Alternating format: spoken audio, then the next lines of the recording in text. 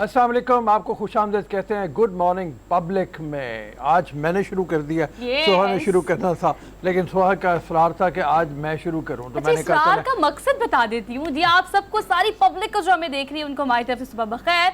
बाजू का सब चेंज जिंदगी में बड़ा जरूरी हो जाता है। अच्छा। हम लोग ना आदी नहीं है इस चीज की, जिंदगी में ना मुझे लगता है हर चीज चेंज होती है। एक चीज है जो कांस्टेंट रहती है और वो है बजाते खुद चेंज, जो कि कंसिस्टेंसी से आता ही रहता है, लेकिन हम इससे यूज टू नहीं होते। तो मेरे ख्याल से आज मॉर्निंग का आगाज इस थॉट से कर लेते हैं कि जिंदगी में जो भी चेंज आ रहा है ना, उसे दोनों हाथों से पकड़े, एक्सेप्ट कर ले, क्योंकि खुशकिस्मत वही है जो अपनी किस्मत से खुश है। और जो चेंज के हवाले से तुमने बात की ना, इकबाल का एक शेर है, वो मैं सुनाता हूँ। जरूर कि फरेब नज़र है सुकून व सबात, ये जिसको हम समझते हैं कि सुकून है, ये बिल्कुल फरेब नज़र है, ये धोखा है।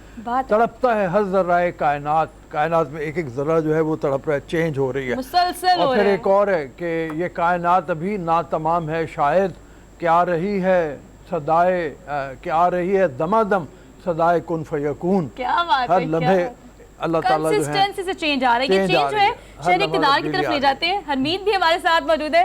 हरमीत कैसे हैं आप? How are you? वालेकुम सलाम, सत श्री अकाल। मैं बिल्कुल ठीक, बड़े खूबसूरत अंदाज में आप दोनों ने मॉर्निंग शो की शुरुआत की और रहू साहब चार चांद लगाते देते हैं ऐसे कोई ना कोई ऐसे शेर बोल के।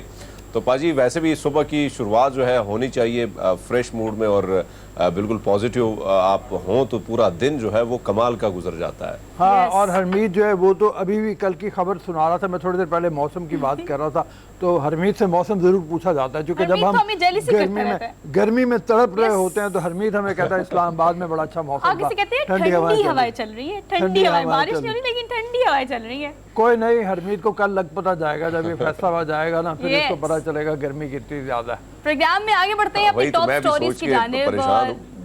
जी जी ऐड करें क्या करना है? जी जी जी जी खड़काएं फिर आप। चलिए जी शुरू करते हैं, टॉप स्टोरीज की तरफ चलते हैं, जो कि हमारे प्रोग्राम का खासा है। आपको बताएंगे कि कहां पर कौन सी तब्दीली आ रही है, जिसे हमने तो प्रोग्राम का आगाज किया है। पहले होते थे इलाज, लेकिन अब जो है इजलास भी लंदन में होंगे। आपको बताएं कि मुल्क की तेजी से बदलती हुई सियासी सूरत हाल पर गौर करने के लिए मुस्लिम लीग नून का एक अहम और आला क़यादत का इजलास जो है वो लंदन तलब कर लिया गया है। इसके अलावा जिसकी प्रेडिक्शन, अगली खबर जो है जिसको हम डिस्कस करेंगे अपने प्रोग्राम में, जिसको हम बताना चाहते हैं या आप यूँ के वार्न करना चाहते हैं, वो ये है कि 2025 के बारे में प्रेडिक्शन की जाती थी कि पानी की शदीद किल्लत आ जाएगी, लेकिन ये चीज़ रिवर्स हो गई है। 2-3 साल पहले ये शदीद किल्लत अब सिंध में देखी जा रही है। और इसका क्या अब ये कहत साली का खदशा है, बहुत खौफनाक है, बहुत खौफनाक है इम्पैक्ट। तो ये आपको बताएंगे कि आपने इससे बचने के लिए या हुकूमतों को या कंसर्न डिपार्टमेंट्स को क्या करना चाहिए इस हवाले से। अगली हम इस चीज़ को मजीद डिस्कस भी करेंगे कि क्या इस वक्त एंटरटेनमेंट लाइफ स्टाइल जो चल रहा है, एंटरटेनमेंट लाइफ जो ईद पर हमने एक बूस्ट देखा, लेकिन ये 4 दिन की चांदनी थी, फिर काली रात दोबारा से आगे। बिल्कुल स्ट्रेंज, डॉक्टर स्ट्रेंज ने जब एंट्री मारी है सिनेमा हाउसेस में, तो उसके बाद देखा ये जा रहा है कि सब लोग बड़ी तादाद में देखने जा रहे हैं। तो ये अब क्या होगा बॉक्स ऑफिस का, हमारे ये भी देखना है। इसके अलावा पाकिस्तानी सियासत में डिजिटल मीडिया का भरपूर इस्तेमाल अब सियासी रहनुमाओं ने, सियासी जमातों ने करना शुरू कर दिया है, because after COVID finally we switch to digital Pakistan. तो अब ये सियासत में जो एक नई चेंज आ रही है, चेंज आई जा रही है। आज पूरे शो में हर तरफ हमने चेंज से आगाज किया है, अच्छी बात है चेंज, मतलब जो है वो। और लेकिन सबसे बड़ी बात यह है कि चेंज के साथ होनी चाहिए। हाँ, और चेंज के साथ आदमी को एडजस्ट करना चाहिए। वो जो एडजस्ट नहीं करता, वो उसके बारे में मुनी न्याली फिर एक और मिसरा है कि बंदा अकेला रह जाता है, आदमी अकेला रह जाता है, पीछे रह जाता है, जो पीछे रह जाता है। तो आपको जिंदगी में आगे बढ़ने के लिए चेंज एक्सेप्ट करना पड़ता है दोनों हाथों से। Last but not the least हम डिस्कस ये करेंगे कि हम अपने डॉक्टर अब खुद बन गए हैं, हर मर्ज का इलाज हमारे पास होता है।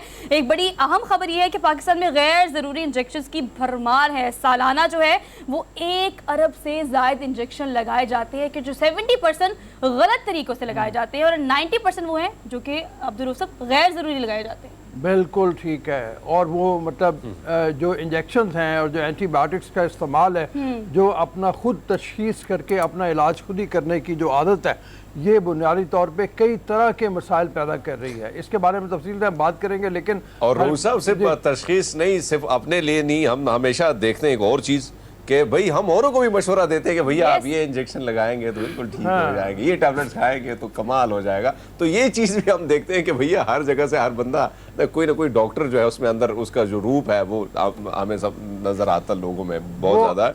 तो ये चीज़ भी बड़ी ज़्यादा हो रही है। वो हरमीत ज़ियाउल हक साहब के दौर में एक ब्रिटिश जर्नलिस्ट आई थी, उसने तमाम हालात देख के एक किताब लिखी थी वेटिंग फॉर अल्लाह, जिसमें उसने कहा कि 3 चीज़ें ऐसी हैं जिसका हर पाकिस्तानी एक्सपर्ट है। एक तो मज़हब का, दूसरे सेहत का और तीसरे सियासत का। तो आप हकीकत यही है, किसी भी पाकिस्तानी से बात कर लें, वो तीनों चीज़ों के ऊपर आपको आपका मशवरा जो है ना अपना मशवरा ज़रूर देगा। लेकिन एक काइंड मशवरा लोग ये भी देते हैं कि सियासत और मजहब पे वैसे ही आपको बहस नहीं करनी चाहिए, लेकिन हमारा तो फेवरेट मशगला है, हम तो एंजॉय करते हैं, हमें ज़रूरी है अपना पॉइंट ऑफ व्यू रखना। खैर आगे बढ़ते हैं, डेली डोज की बात कर लेते हैं। कुछ ऐसी आम खबरें भी है छोटी छोटी जो कि आपसे शेयर करनी है, इंटरेस्टिंग भी है। अफगान शहरी से साइकिल पर हज के सफ़र का बाकायदा आगाज़ कर दिया अब्दुल रऊफ साहब। अफगान हुकूमत ने उसे कहा भी कि हम तुम्हें टिकट ऑफर करते हैं, भाई तुम टिकट लेके चले जाओ, लेकिन नहीं, एडवेंचर करना है और वो भी अल्लाह के घर जाने के लिए, तो फिर क्या ही बात है। तो ये अफगान शहरी की एक स्टोरी है जो कि हम डेली डोज में आपको बताएंगे। अमेरिकी यूनिवर्सिटी है जहां पर हरमीत टिकटॉक की क्लासेस देना शुरू कर दी है। मैं कन्विंस कर रही थी आज अब्दुल रऊफ साहब को प्रोग्राम से पहले कि चले हम दोनों टिकटॉक बनाते हैं, बड़ा फेमस होगा हमारा गुड मॉर्निंग पब्लिक का टिकटॉक।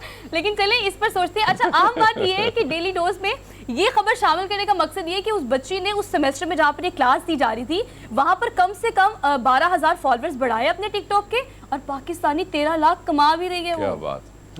तो ये तो फिर अब हम सोचते हैं इस बारे में। देखिए जी, वक्त बदल रहा है, चीज़ें बदल रही हैं, और मोबाइल आपके हाथ में और छोटा सा हल्का फुल्का टैलेंट भी आप में हो ना, तो आप कमाल कर जाते हैं। और टिकटॉक और ये चीज़ तो अपॉर्चुनिटी आपको दे रही है, स्नैक हो गए, दीगर ऐसी चीज़ें हो गई। कई लोग जो है, अब मैं खबर पढ़ रहा था किसी चैनल पे कि एक पाकिस्तानी बच्चे को जो है वो उसकी तस्वीर वायरल हो गई, कोई वीडियो वायरल हो गई और वो $12,000 जो है उसके अकाउंट में आ गए। तो भाई कमाल हो गया भाई। तो आपका अब्दुल रऊफ क्या ख्याल है इस बारे में? आप हक में, मतलब पता नहीं क्यों, I don't know, it sounds bad, it seems to be bad, लेकिन पाकिस्तान में अगर हम कहते हैं ना कि टिकटॉक स्टार है ये, तो वो एक साउंड हमने ऐसे बना दिया शायद उसको। आपको क्या लगता है इस टैलेंट के बारे में, जो खास तौर पे जो लोग टिकटॉक बनाते हैं, पता नहीं हम इन्हें क्यों ऐसे समझते हैं कि नहीं, they should not do it? बात असल में ये कि हमारे यहाँ जो लोग हैं वो ज़्यादातर, जी हरमीत कुछ कहना चाह रहा है, फिर मैं अपनी बात करता हूँ। जी हरमीत। राउज़ साहब, मैं तो यही माजरत के साथ इंटरप्ट कर दिया आपको, लेकिन यही है कि हमेशा हमारे यहाँ जब भी कोई पहली चीज़ आई है हमने उस पर फतवे लगाने शुरू किए, हमने उस चीज़ को बड़ा क्रिटिसाइज तो किया है, लेकिन बाद में हम रियलाइज़ कर लेते हैं कि दुनिया बदल रही है, चीज़ें बदल रही हैं, हमें खुद को भी बदलना है। तो अब देखें, ये बात आपकी दुरुस्त है कि टिकटॉक स्टार, इनको थोड़ा सा उस तरह वो रिस्पेक्ट की नज़र में कई लोग नहीं देखते, कई लोग देखते हैं, लेकिन आपकी बात दुरुस्त है कि हम इन चीज़ों पर पहले क्रिटिसाइज करते हैं, बाद में कहते हैं कि भैया हमें खुद भी आ जाता है, फिर खुद मैदान में छलांग लगा लेते हैं। हाँ, मैं सिर्फ इसमें एक बात कहना चाह रहा हूँ कि वो टिकटॉक जो वीडियोस हैं, बहुत का आप नहीं भी देखना चाह रहे होते, लेकिन आपके सामने आ जाती हैं, वो इस तरह की चीज़ है, तो उसमें बात बड़ी सब स्टैंडर्ड है, बल्कि ज़्यादातर बड़ी सब स्टैंडर्ड है। तो इस बात को अब या तो कॉलेजेस लेवल के ऊपर, यूनिवर्सिटी लेवल के ऊपर जब कंटेंट पढ़ाया जाएगा, टेक्नोलॉजी पढ़ाई जाएगी, टेक्निक पढ़ाई जाएगी, तो फिर लोग जब आएंगे तो लोगों को, जो देखने वाले हैं, उनको भी फ़र्क पता चलेगा कि अच्छी चीज़ और बुरी चीज़ क्या है। ये मेयारात तय होने बहुत ज़रूरी है। अच्छा अब्दुल साहब, ये क्वेश्चन मार्क है कि आप किस तरह का कंटेंट टिकटॉक पे बना रहे हैं। बहुत सारे लोगों ने बड़ा अच्छा कंटेंट बना के अपने आप को स्विच किया, मतलब टिकटॉक को यूज करने के बाद they switched themselves to the Instagram. एक पोस्ट का आप पाकिस्तानी 9 लाख रुपए भी चार्ज कर रहे हैं, 9 लाख रुपए भी ब्रांड्स को। आपके बड़े बड़े हैशटैग, बहुत सारे ब्रांड्स हैं जो कि अपनी कैंपेन्स कराते हैं इन लोगों से, इनके ह्यूज फैन फॉलोइंग है, ह्यूज फॉलोअर्स हैं। बट ऑल दो अब अगर क्लासेस वहाँ पे टेक्निकलिटी सिखाने के लिए शुरू की गई हैं, तो पाकिस्तान में हमने जब टिकटॉक आया नया तो हमें लगा कि नहीं, ये नहीं ठीक है, वक्त का ज़िया है और फलाना है, लेकिन आहिस्ता आहिस्ता बैन भी हुआ। बैन होने पे बहुत ज़्यादा बहस हुई थी अब्दुल रऊफ साहब। वो बैन होने की वजह यही थी ना कि लोगों ने बड़ी फोश किस्म की वीडियोस जो हैं वो भी डालनी शुरू कर दी थी, और बड़ी, जब कह रहा हूँ कि सब स्टैंडर्ड किस्म की चीज़ें वो भी डालनी शुरू कर दी थी। लेकिन बहरहाल बैन करने से ज़्यादा बेहतर है कि आप, ये भी मुस्तकबिल की एक बात है, मुस्तकबिल की है, मैं तो कह रहा हूँ अभी प्रेजेंट भी है लेकिन मुस्तकबिल भी है, अभी और पता नहीं कितनी इस तरह की चीज़ें आनी हैं। इसके लिए अपने आप को तैयार करें। आप जो भी वेबसाइट को मॉनिटर करने वाले हैं वो ज़रा कोई ऐसी चीज़ देखें, उसके ऊपर ज़रूर पाबंदी लगाएं, लेकिन ओवरऑल सारे की सारी वेबसाइट के ऊपर या सारी की सारी उसके ऊपर पाबंदी लगाना वो गलत है। मेरे ख्याल में वो मुमकिन नहीं हो पाएगा। वन मैन आर्मी वाला ये एक सीन है हरमीत, क्योंकि आप खुद ही आप एडिटर होते हैं, खुद ही आप शूट करते हैं, खुद ही आप एक्टर हैं, खुद ही आप फर्स्ट व्यूअर भी हैं, तो ये वन मैन आर्मी का शो जो चल रहा है टिकटॉक पे, तो ये बड़ा ज़बरदस्त भी है, लोग इसे अच्छा अर्न भी कर रहे हैं। इससे पहले वाली खबर हरमीत जो है वो हज वाली, कि साइकिल पर हज के सफ़र का आगाज़ कर दिया, आप कैसे देखते हैं इसे? मतलब it's not as easy as pie. देखो सोहा, एक जज्बा है, एक मज़हब के साथ तो एक अलग सी लगन होती है और ख्वाहिश होती है हर इंसान की, चाहे हमारी है, हम चाहते हैं कि हम भी कहीं जाके अमृतसर साहब में माथा टेक के आएँ। इसी तरह आप लोगों की भी ख्वाहिश होती कि सजदा रेज हो जाएं, जाके मक्का मदीना। तो कहीं ना कहीं तरीक़ेकार होते हैं। मैंने ऐसे लोग देखे हैं कि वो जो साइकिल की स्टोरी अफगानिस्तान की, इससे पहले भी हमने बहुत सारे ऐसे लोग देखे हैं कि कुछ पैदल, कुछ साइकिल पे, इसी तरह लोग बहुत सारे लोग गए हुए हैं। तो ये एक जज्बा है और एक ईमान है इंसान का और एक पक्का अकीदा है जो वो जुड़ना चाहता है और जाके वो सजदा रेज होना चाहता है उस मुबारक हस्ती के उस अजीम धरती पे। तो मेरे ख्याल में हर एक मुसलमान की ख्वाहिश हो सकती है, बल्कि उसकी ख्वाहिश है कि वो किसी न किसी तरीके से अपने तौर तरीके से वो जाके मक्का मदीना का दीदार करके आए। और सबसे बड़ी बात यह है कि आप ये देखो कि इतनी शदीद गर्मी में साइकिल के ऊपर जाना, हिम्मत ये बात है। लेकिन मेरे ख्याल में वो भी अगर अपने सफ़र की तकरीबन अभी हम टिकटॉक से इसको बात कर रहे थे, अपने सफ़र की वीडियोस बनाना जानता हो और वो साथ साथ लोगों को शेयर करता चला जाए तो कितना मज़ेदार बात हो जाए। वो टेक्नोलॉजी भी नूर अहमद इसका नाम है, अब्दुल रऊफ साहब, और इसे काफ़ी दफ़ा ना अफ़गान हुकूमत की जानिब से ऑफ़र भी की गई है कि अगर आप अल्लाह की राह में जाना चाहते हैं, अल्लाह के अहकामात की पैरवी करने के लिए, उसका कहना यही है कि मैं जाना चाहता हूँ लेकिन तरीक़ाकार मेरा यही रहेगा, आप मुझे सपोर्ट करें, आप मुझे स्क्रीन टाइम दें, आप मेरी खबर चलाएं, इस तरह से कुछ भी मुझे सपोर्ट कर सकते हैं करें, लेकिन आई डोंट नीड टिकट, मैं साइकिल पर ही जाऊँगा। तो ये सिर्फ डिवोशन ही है। अगली हमारी जो खबर है उसको हम ज़रा डेली डोज में आपको बताएं कि बैग में समा जाने वाला ड्रोन जो है वो बना लिया गया है और ये जो है वो कम से कम 1 घंटे तक 15 किलो वज़न उठा सकता है। इट्स ऑल अबाउट टेक्नोलॉजी, और टेक्नोलॉजी मतलब हमने हर चीज़ में कोशिश की है कि अब हम इस तरह की चीज़ें करें जो कि हमारे लिए आसानी हो। Being a part of the media, Harmeet आपको भी पता है कि we can capture all these kind of things all around, और हमें नई नई टेक्नोलॉजी लोगों को बताना भी और ख़ुद भी इस्तेमाल करना बड़ा वक्त की हम ज़रूरत हो गया है। ये भी फिर वही बात है, मुस्तकबिल की बात है, बहुत ज़रूरत हो गई है। हाँ बिल्कुल हरमीत, मतलब ये भी मुस्तकबिल की बात है और आइंदा आने वाला दौर जो है वो फिर ये ड्रोन कितने ज़्यादा कामयाब हो रहे होंगे, कितने ज़्यादा इस्तेमाल हो रहे होंगे, इस हवाले से हमें देखना चाहिए। मैं भी जब हम बात कर रहे हैं तो मैं ड्रोन से ज़रा थोड़े से खौफनाक ड्रोन की तरफ चला जाता हूँ, और वो ये है कि तुर्की ने बड़ी तरक्की की है ड्रोन टेक्नोलॉजी में। जहाँ पे यहाँ पे बात हो रही है वज़न उठाने वाली, तुर्की के ड्रोन जो हैं वो इस वक्त यूक्रेन की तरफ से इस्तेमाल हो रहे हैं रूस की जंग में, और उन्होंने तहलका मचाया हुआ है। और उसके हवाले से मुख्तलिफ वेबसाइट्स के ऊपर आ रहा है कि तुर्की कितना तरक्की कर गया है ड्रोन टेक्नोलॉजी में, ख़ास तौर पर वो ड्रोन जो दुश्मन की सफ़ों में जाके उनको रॉकेट का, मिसाइल का निशाना बनाते हैं और वो दुश्मन को आगे नहीं आने देते। उन्होंने जंग को प्रोलॉन्ग कर दिया। तो तुर्की से हमें सीखना चाहिए सबक। वो भी हमारी तरह एक थर्ड वर्ल्ड कंट्री में रहे हैं बहुत ज़्यादा देर, जिसको हम कहते हैं बगैर टेक्नोलॉजी के, लेकिन अभी उनकी जो एक्सपोर्ट है, जो उनकी तरक्की है, जो उनकी साइंटिफिक डेवलपमेंट है, वो कहाँ से कहाँ पहुँच गई है। आपको पता है मैं बड़ी ना इस मामले में इमोशनल हो जाती हूँ। मेरा एक्सपीरियंस 1 साल में कोई 3 दफ़ा जाने का टर्की हुआ। मैं आकर के प्रोग्राम में भी अब्दुल रऊफ साहब को गई थी कि आप UK, पेरिस, अमेरिका इधर उधर जाते हैं ना, 2-3 दफ़ा जाते हैं, यू आर डन समहाउ। आप तुर्की 10 दफ़ा भी जाते हैं आपका दिल नहीं भरता, क्योंकि एक तो मुस्लिम कंट्री है, ऊपर से दूसरा जो इम्तिजाज आपको नज़र आता है ना मुस्लिम और यूरोप का, बड़ा खूबसूरत सा इस्तांबुल जो कि एक ब्रिज मिलाता है दोनों जगहों को। लेकिन अब हमने ये देखना है, वहाँ जाकर जो मैंने फील किया अब्दुल रऊफ साहब, मुझे बड़ी तकलीफ होती है इस बात से कि वो तमाम वसाइल, उस तरह के डिवोटेड लोग हरमीत, और उस तरह की चीज़ें वो सब हमारे पास मौजूद है। मेरे ख्याल में एक खबर और शामिल कर लें, और वो ये है कि भारत में मसाजिद में अजान की आवाज़ धीमी कर दी गई। ये बहुत अरसे से राज ठाकरे और इस तरह के दूसरे जो एक्सट्रीमिस्ट हैं वो ये कह रहे थे कि अगर मसाजिद में नमाज की अजान की आवाज़ कम नहीं की जाएगी तो हम मसाजिद के बाहर आके एहतजाज करेंगे, और जो हिंदू रसूमात होती हैं, जो हिंदू कीर्तन होता है या जो भी मतलब उनकी वो होती है, कीर्तन तो नहीं होता, जो भजन उनके जो होते हैं हम बजाया करेंगे और डिस्टर्ब किया करेंगे। ये बड़ी मतलब खौफनाक सी सूरत हाल है। मसाजिद ऐसी हैं अब्दुल रऊफ साहब, 900 से ज़्यादा मसाजिद ऐसी हैं जिनके बारे में उन्होंने कहा कि हम जाके करेंगे। और एक भारत की बड़ी मस्जिद जिसके मरकज़ी खतीब अशफाक काजी ने बताया कि उन्होंने मगरबी रियासत में हिंदू सियासतदानों के मुतालके ऊपर ये काम किया गया है। तो ये एक और एक्सट्रीमिज़म की मिसाल है हरमीत। जितना भी ज़्यादा इसको हम कंडेम करें कम है कि किसी भी जी जी जी हरमीत चीज़ें हाँ, मैं याद है आपको, मैं तकरीबन 1 वीक पहले भी इस बात का जिक्र कर चुका था कि महाराष्ट्र में बाकायदा मुहिम शुरू हो चुकी है और आरएसएस के गुंडे घर घर जाके पहले तो धमकियां देते हैं, मुसलमानों को धमकाते हैं, फिर मसाजिद में जाके वो जिस तरह खुद जाके, क्योंकि जाहिर बात है माइनॉरिटी में वो लोग, तो वो कुछ नहीं कर पाते, वहाँ पे उन पर दबाव इतना ज़्यादा डाला गया, गुंडे जो हैं पुलिस के साथ साथ गुंडे भी चले जाते हैं, तो बड़ा मुश्किल से जीना जो है वो दोबर हो चुका है। यानी आपको अब अजान देने की वो जो है वो आज़ादी भी आपसे छीन ली गई है। तो मैं समझता हूँ कि ये नए रीत रिवाज जो है हिंदुस्तान को लेकर डूबेंगे, और ये फिक्र सिर्फ हमें नहीं है बल्कि वहाँ पे जो रियल हिंदू हैं, जो सोचते हैं हिंदुस्तान के बारे में, जो रियल हिंदुस्तान के बारे में, जो एक मस्बत चेहरा वो चाहते थे हिंदुस्तान का, वो जो मसख हो रहा है, मोदी की सरकार जिसको मसख कर रही है, तो उसके बारे में वो भी फिक्रमंद है।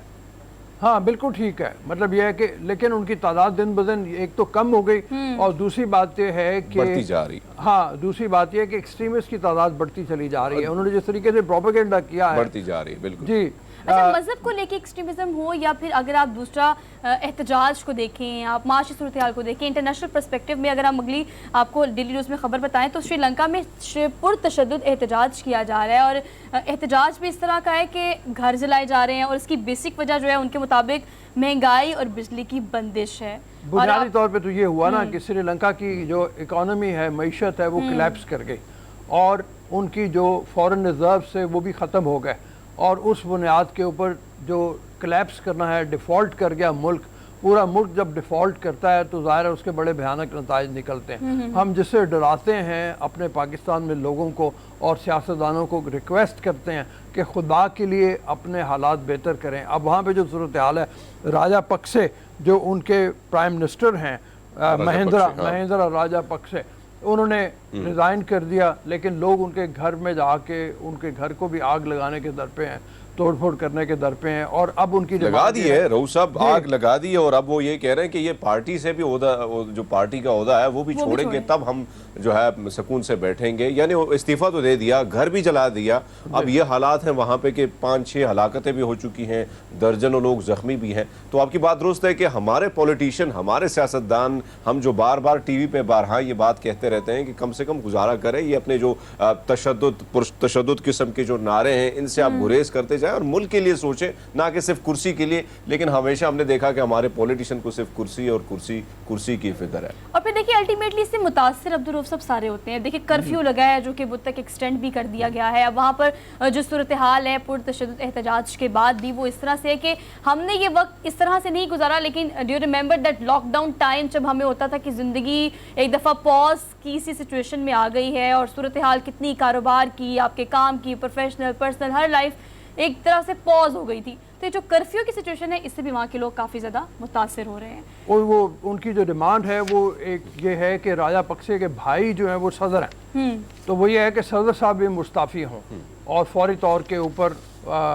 मुल्क में जो एमरजेंसी है कोई और आके हुक्मरानी संभाले, कोई और आके हुकूमत संभाले, इसको निकाले इसमें से। लेकिन जिस चीज़ के अंदर फंस गया श्रीलंका, इसे निकलना बहुत मुश्किल है, जिस मुआशी शिकंजे के अंदर जकड़ा हुआ है। मैं हरमीत की बात को थोड़ा सा आगे बढ़ाऊंगा, और वो ये है कि इस वक्त पाकिस्तान की सूरत हाल ये है कि हमारे फॉरेन रिज़र्व 10 बिलियन के करीब रह गए हैं, और 2023 में हमें $10 बिलियन वापस करने हैं, जो अगर फौरी तौर के ऊपर हमारी जो मदद है, जो हमारे प्राइम मिनिस्टर कह रहे हैं कि UAE, सऊदीया, चाइना ने हमारी मदद करेंगे, अगर खुदा न खास्ता करेंगे, अभी ये सवालिया निशान है। अगर ऐसी कोई सूरत हाल ना हुई, फिर IMF से जो कुछ कर्जे मिलने की उम्मीद है, वो उसके ऊपर सारा के सारा दारो मज़ार है। लेकिन यह है कि ये बहुत खौफनाक सूरत हाल है जिसके अंदर हम फंसे हुए हैं। और मैं शबर ज़ैदी साहब की ट्वीट पढ़ रहा था कुछ कल, जो मुआशी सूरत हाल के हवाले से बड़ी गंभीर किस्म की सूरत हाल का उन्होंने सामना मुल्क को करना पड़ेगा, उसके हवाले से बात की हुई है। जो लोग इसमें ज़रा इंटरेस्टेड हैं वो शबर ज़ैदी साहब की ट्वीट ज़रूर पढ़ें। और फिर मेरे ख्याल में इस वक्त जो ट्रेंड हैं, जो मुख्तलिफ ट्रेंड चलते हैं, कोई कहता है कि हुकूमत नामंजूर, कोई कह रहा है ये नामंजूर, तमाम अवाम को चाहिए कि सियासतदानों को कहें कि खुदा के लिए हमारा ट्रेंड अब यह है कि इकट्ठे हो, मुल्क को बचाओ। अच्छा देखिए, हम इस सूरत हाल को ना अगर सोशल मीडिया कॉन्टेक्स्ट में भी थोड़ा सा देख लेना, तो अल्टीमेटली बहुत सारी ट्वीट्स आपने देखी होंगी, बहुत सारी मीम्स आपने देखी होंगी, लोग अपने गमो गुस्से का इजहार करते हैं, बट ऑल तो ये जो रिपीट की सी सिचुएशन है ना, इससे दे आर जस्ट डन। क्योंकि हम देखते ये कि लोग बार बार एक ही चीज़ को रिपीटेडली देखना शुरू कर देते हैं। जो भी गवर्नमेंट आती है यौनरा वही रहता है, बयानिया वही रहता है और चीज़ें मुश्किल से चेंज होती हैं। ठीक है, मैं कहा चलते हैं ब्रेक की तरफ। चेहरे बदल जाते हैं, बस बयानिया वही रहता है। जी, अभी हमें एक ब्रेक लेनी है, ब्रेक के बाद वापस आएंगे और हम अपनी अगली स्टोरी की तरफ चलेंगे। अभी इजाज़त दीजिए ब्रेक के लिए। Welcome back after the break. एक बार फिर से आप सब देखने वालों को हमारी स्क्रीन से और गुड मॉर्निंग पब्लिक पूरी टीम की तरफ से बहुत बहुत मुबारक हो कि आपका दिन अच्छे से आपने शुरू कर लिया होगा। और दिन शुरू करने के बाद हमारी कोशिश ये होती है कि हम अच्छी खबरें पूरे प्रोग्राम में शामिल करें और बाकायदा तौर पर अच्छी अच्छी खबरें आप तक पहुँचाएँ, लेकिन साथ साथ वार्न करना भी हमारी जिम्मेदारी है। हमने बताने कि कहाँ पर सिचुएशन ज़्यादा बिगड़ सकती है और उसे कैसे कैटर किया जा सकता है। हमने शुरू में अब्दुल रऊफ साहब पानी की किल्लत की बात की, जो कि एक ऐसा टॉपिक, एक ऐसा इशू है जिसको फौरी तौर पर कैटर करना वक्त की अहम ज़रूरत है। कहा यह जाता था कि 2025 तक ये हो सकता है कि पानी की शदीद किल्लत हो, लेकिन हम तो 2022 में हैं और अभी से ये सिचुएशन हो गई है कि सिंध के बहुत सारे इलाके ऐसे हैं जहाँ पर पानी की शदीद किल्लत पाई जा रही है। और कल आप एक प्रोग्राम को जब हम डिस्कस कर रहे थे कि हमने ये इशू डिस्कस करना है, तो आपने कहा कि बाज़ इलाके तो ऐसे वहाँ कहा जा रहा है कि गुस्ल देने के लिए भी पानी मौजूद नहीं है, मैयतों को गुस्ल देने के लिए पानी नहीं है और ये बड़ी खौफनाक सूरत हाल है। जो सिंध के मुराद अली शाह साहब हैं, वज़ीर आला, उन्होंने चंद दिन पहले वार्न किया था किसानों को और उन्होंने कहा पानी की बड़ी शिद्दत से किल्लत होगी। इसके लिए ज़रूरी है कि चावल की फसल इस दफ़ा सिंध में काश्त ना की जाए, तो जिसकी बुनियाद पे अब ये कहा जा सकता है कि चावल की फसल कम होगी। दो फसलें ऐसी हैं जो इन दिनों में काश्त की जाती हैं सिंध के अंदर। अभी चावल का तो थोड़ा सा टाइम बाकी है, लेकिन उससे पहले कपास की फसल काश्त की जाती थी। कपास के लिए भी पानी नहीं है, तो बहुत ही शिद्दत की किल्लत हुई भी है। अभी ये जो ग्लेशियर पिघले हैं उससे थोड़ा सा पानी आने का इम्कान है कि थोड़ा सा मतलब इम्कान बेहतर होगा, लेकिन ये जो सूरत हाल है कि पीने का पानी ना मिल रहा हो। मुझे बहुत सी वीडियोस लोगों ने शेयर की हुई हैं हमारे साथ, जिसमें उन्होंने बताया हुआ है कि दिखाया हुआ है कि खड़े जोहड़ के अंदर बदबूदार गंदा पानी लोग पीने के पर मजबूर हुए हुए हैं। और हम जानते हैं कि सिंध के बहुत से इलाके ऐसे हैं जहाँ पे लोगों को सैकड़ों किलोमीटर दूर तक भी पानी नहीं मुयस्सर। लोग अपने देहातों से पैदल कई किलोमीटर 10-10 किलोमीटर दूर जाते हैं पंपों के ऊपर, या कोई कुआं अगर लगा हुआ है, पुराना जोहड़ है कोई, तो उससे पानी भर के लाते हैं। तो बहुत सूरत हाल खौफनाक है। हम तो देखिए इस बारे में अपडेट कर ही रहे हैं, लेकिन हमारे पब्लिक न्यूज़ के रिप्रेजेंटेटिव भी जो है ना वो सिंध के मुख्तलिफ इलाकों में मौजूद हैं। हम आपको खैरपुर ले चलते हैं, जहाँ पर हमारे पास जो है इस वक्त खबर ये है कि नहर का जो पानी है उसकी डिस्ट्रीब्यूशन जो आप देखते हैं खेतों में फसलों में की जाती है, और ख़ासतौर पर बड़ा क्रूशल टाइम होता है ये कपास के लिए और दूसरी ऐसी चीज़ें जो देखते हैं कि बाकायदा तौर पर परेशान है काश्तकार तबका बड़ी तादाद में। वहाँ पर मौजूद है मोहम्मद अयूब, वो हमें इस हवाले से बताएंगे कि क्या सूरत हाल है और क्या उनके लिए किया जा रहा है वहाँ पे। जी बिल्कुल, देखें खैरपुर में भी ज़राई पानी की किल्लत जो है वो संगीन मसला इख्तियार कर चुकी है। आपको बताते चलें कि खैरपुर में ज़राई पानी की किल्लत के बायस जो काश्तकार और आबादगार हैं वो सख्त परेशानी का शिकार हैं, सरापा एहजाज हैं। खैरपुर और उसकी जो दीगर तहसीलें हैं उसमें ज़राई पानी की किल्लत के ख़िलाफ़ मुख्तलिफ शहरों में आबादगारों और काश्तकारों की जानिब से एहजाज रिकॉर्ड कराया जा रहा है। आपको बताते चलें कि ज़राई पानी की किल्लत तो अपनी जगह, लेकिन यहाँ पर जो लिफ्टर मशीनें लगाकर ज़राई पानी चोरी किया जा रहा है उसके बायस भी जो टेल के काश्तकार हैं उनकी ज़मीनें बंजर हो चुकी हैं। एक मोहतात अंदाजे के मुताबिक खैरपुर में 10,000 एकड़ रकबा से ज़ायद जो ज़मीनें हैं वो पानी के अदम फराहमी की बायस दस्तयाब ना होने की बायस जो है वो बंजर बन चुकी हैं, काबिल काश्त नहीं हैं, जिसके बायस जो आबादगार हैं वो मुआशी बदहाली का शिकार हैं। आबादगारों ने हुकूमत वक्त से मुतालबा करते हुए कहा है कि ज़राई पानी की चोरी बंद करवाई जाए और उनको पानी की फराहमी यकीनी बनाई जाए। जी ठीक है मोहम्मद अयूब, आपने इस हवाले से हमें अपडेट किया, आपका बेहद शुक्रिया। लेकिन अहम बात ये कि लिफ्टर मशीनों से ये जो पानी चुराया जा रहा है, जो अल्टीमेटली पानी मौजूद है उसको भी अगर आप चुरा लेंगे तो जो ज़रूरत का पानी है जहाँ पे डिस्ट्रीब्यूट करना है खेतों और कपास जो भी वहाँ पर फसल बन रही है, तो ये तो बिल्कुल किल्लत छोटे पैमाने पे मतलब है। ज़ाहिर है पानी की कमी तो है ही, लेकिन उसके साथ दूसरा ये हो जाता है कि जो बड़े जिम्मेदार हैं वो अपने धोखे से, अपनी धौंस से, अपने असर रसूख से पानी को चोरी करते हैं और वो अपनी करीब की जो पानी के करीब की पंप लगा के वहाँ पे लिफ्टर के ज़रिए पानी तो दे लेते हैं, लेकिन जो ज़रा दूर के लोग हैं जहाँ पे वो पानी नहीं महरूम रहते हैं। वो पहुँच नहीं पाता। उस यही चीज़ जो है ये हमारे नुमाइंदे मोहम्मद अयूब बता रहे थे। हम चलते हैं ज़रा नवाब शाह की तरफ, और वहाँ पे नहरी पानी की कमी के बायस कपास की फसलें ख़ास तौर पे बुरी तरह से मुतासर हुई हैं। और जैसे मैं पहले कह रहा था कि मुराद अली शाह साहब ने इस बारे में वार्न किया था, और वो भी ये कह रहे थे कि अगर ये सूरत हाल परसिस्ट करती है, इसी तरह की सूरत हाल होती है, तो वहाँ पे भी पानी नहीं मिल रहा होगा। तो नुमाइंदे हमारे ज़ियाउर रहमान मौजूद हैं हमारे साथ, उनसे चल के बात करते हैं वहाँ पे नवाब शाह में सूरत हाल क्या है। जनाब जी बिल्कुल, इस वक्त नहरी पानी की जो कमी है उसका जो मसला नवाबशाह में भी संगीनतर होता दिखाई दे रहा है। सिंध के दीगर इलाकों की तरह नवाबशाह की मैं बात करूं तो नवाबशाह शहर ही नहीं बल्कि ज़िले में मुख्तलिफ मकामात पर नहरी पानी की कमी के बाइस जो फसलों को नुकसान पहुंचने का अंदेशा है, जिसमें खुसूसन कपास की जो फसल है जो हमारी एक्सपोर्ट में एक बड़ा हिस्सा उसका होता है और कौमी ख़जाने में उससे खतीर सरमाया जो कि जमा होता है। कपास की फसल की जो बिजाई का टाइम है और इस वक्त जो नहरी पानी की कमी है, इससे कपास की फसल को नाकाबिले तलाफी नुकसान पहुंचने का अंदेशा है। किसानों का, आबादगारों का इस हवाले से कहना है कि हम पहले ही तबाही का शिकार हैं और मौजूदा सूरत हाल में जो नहरी पानी की कमी है, इसमें फसलें लगाने के लिए पानी इस वक्त नहीं मिल रहा है, जिसके बायस हमें जो सब्जियाँ और जो कपास की फसल है और दीगर फसलों की बिजाई का जो टाइम है और इस वक्त नहरी पानी की कमी से हम मज़ीद तबाही से दो चार हो जाएंगे। तो उन किसानों का, आबादगारों का हुकूमत वक्त से मुतालबा है, महकमा आपाशी से मुतालबा है कि फौरी तौर पर नहरी पानी की कमी को दूर किया जाए ताकि किसानों को और फसलों को नुकसान से बचाया जा सके। जी अच्छा, हम कल बात कर रहे थे जैसे वो चीफ मेट्रोलॉजिस्ट जो सिंध के हैं उनसे भी, एक तरफ तो ये है कि स्कॉचिंग हीट है, टेम्परेचर 48 पे पहुंचा हुआ है सिंध के बहुत सारे शहरों में, और दूसरी तरफ पानी नहीं है।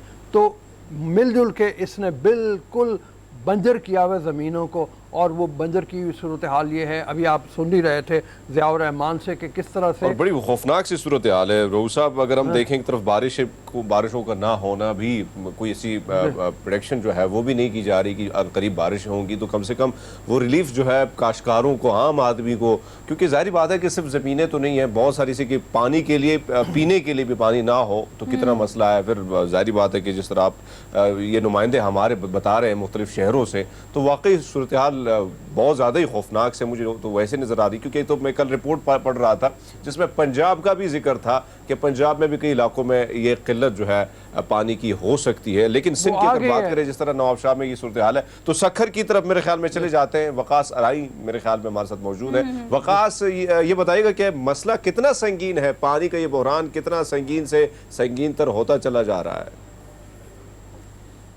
जी बिल्कुल, बलाई इलाकों में बारिश ना होने के बाइस आज सिंध भर में पानी की किल्लत का बुरान शिद्दत इख्तियार कर गया है, जिसकी बाइस फसलों की पैदावार मुतासिर होने का शदीद खतरा है। ख़ास तौर पर पानी की किल्लत के बाइस कपास की फसल जो है वो शदीद मुतासिर होगी।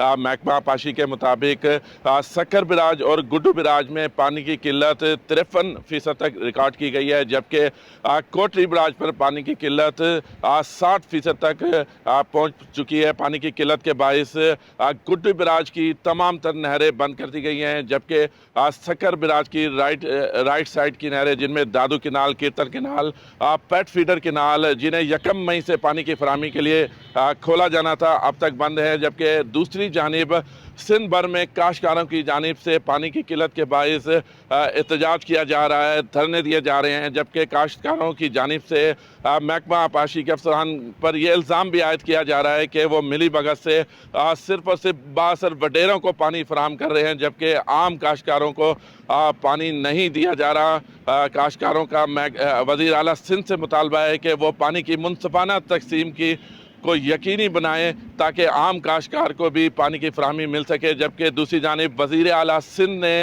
अरसा की जानिब से जेलम के नीलान का पानी खोलने के ख़िलाफ़ अपने तहफ़्फ़ुज़ात का इजहार भी किया है और शदीद रिकॉर्ड भी करवाया। जबकि वज़ीर आला सिंध की जानिब से सिंध भर के तमाम कमिश्नर्स और डिप्टी कमिश्नर्स को हिदायत जारी की गई है कि वो दरिया सिंध के राइट साइड पर चावल की काश्त जो भी कर रहा है उसको बंद कराया जाए, और जो भी कोई काश्तकार चावल की काश्त करे उसके खिलाफ मुकदमा भी दर्ज किया जाए। जी बिल्कुल, जैसे आपने देखा तमाम जो बड़े शहर हैं सिंध के, उनके अंदर बहुत शिद्दत की किल्लत है, और जहाँ पे लोग एहतजाज कर रहे हैं वहाँ पे एहतजाज दो चीज़ों के ऊपर है। एक तो यह है कि पानी नहीं मिल रहा, दूसरे बड़े ज़िम्मेदारों के ख़िलाफ़, काश्तकारों, बड़े काश्तकारों के ख़िलाफ़ एहतजाज है कि वो मिली भगत से नहरी महकमे के जो लोग हैं, इरसा के जो लोग हैं, उनसे मिल के वो पानी चोरी करते हैं, अपनी ज़मीनों को लगा लेते हैं, लेकिन दूर के जो ज़िम्मेदार हैं, काश्तकार हैं, उन तक पानी नहीं पहुँच पा रहा। जैसे हरमीत ने कहा,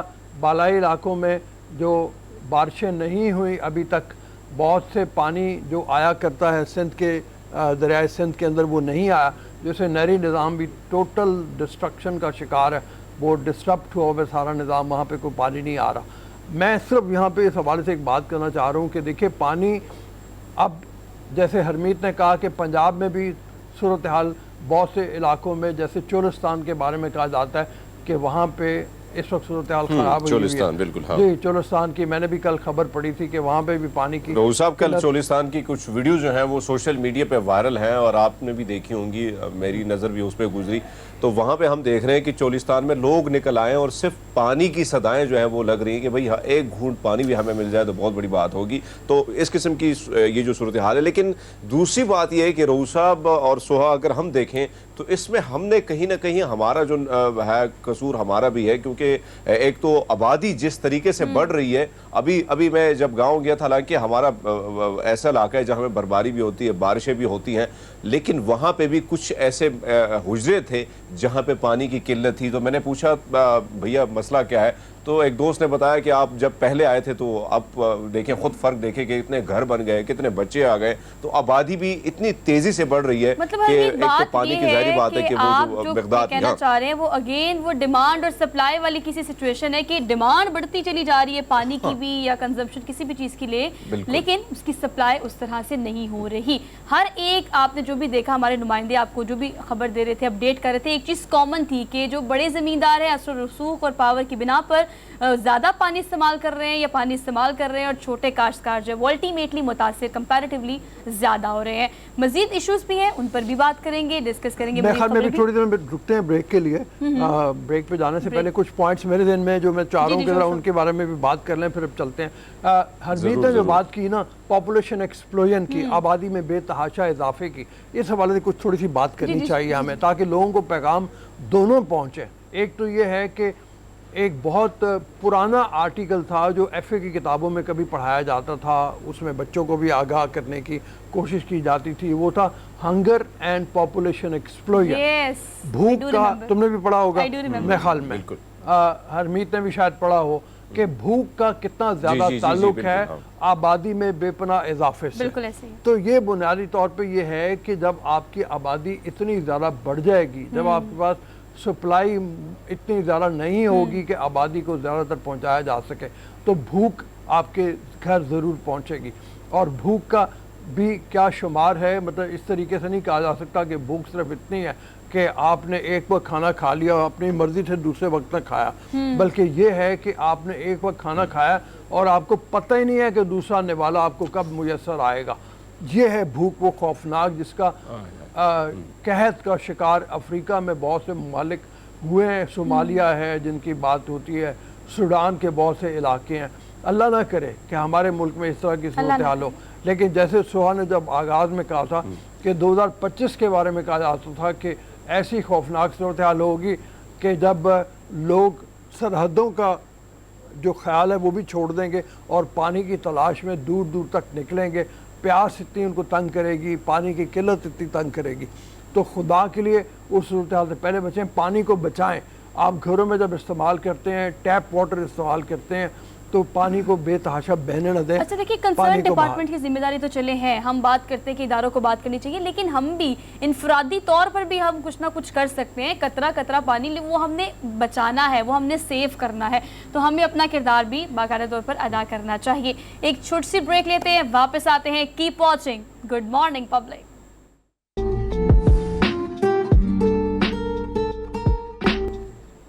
जी, welcome to the show after the break. आज सुबह जो एक फ़्लाइट थी ब्रिटिश एयरवेज़ की, उसके ज़रिए शहबाज शरीफ साहब अपनी कैबिनेट के कुछ लोगों को लेकर लंदन पहुंच गए हैं।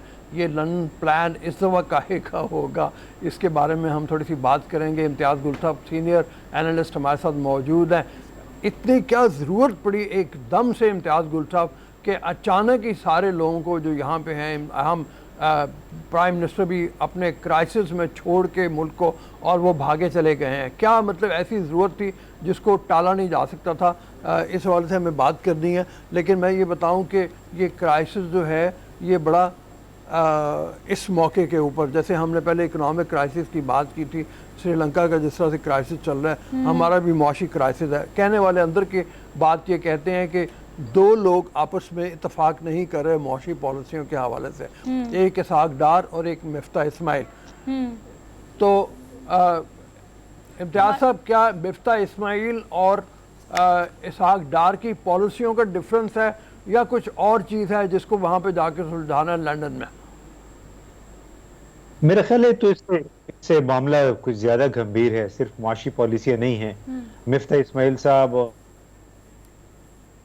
जी, मिफ्ता इस्माइल साहब और जो इसहाक डार हैं, उनकी आपस की जो चपकलश है वो तो सामने आएगी हमारे 2-4 दिनों में, जब हमें पता चलेगा कि ये क्राइसिस दोबारा कनेक्ट होते हैं। तो इस हवाले से बिल्कुल ये सवाल एक ऐसा सवाल है कि देखिए, आपने तो जो सवाल उनसे किया, लेकिन हम सब यही सोच रहे, जिन्होंने खबर सुनी, आम पब्लिक ने भी सुनी, उन्होंने बार बार यही सोचा कि वाह, लाइक इतना क्यों ज़रूरी था कि यहाँ पे सब कुछ छोड़ के, टाइम बड़ा कम है इनके पास। अब इम्तियाज साहब हैं हमारे साथ मौजूद। इम्तियाज साहब जी, आप जैसे फरमा रहे थे कि और बहुत सी चीज़ें हैं, मसाइल और ज़्यादा गंभीर हैं। जी बिल्कुल, उसमें देखिए ना, ये दो घरानों की कहानी है, एक बड़े शरीफ हैं, एक छोटे शरीफ हैं। तो असल मसला वहाँ पे मुझे लगता है फंसा हुआ है, वरना लंदन जाने की क्या ज़रूरत थी?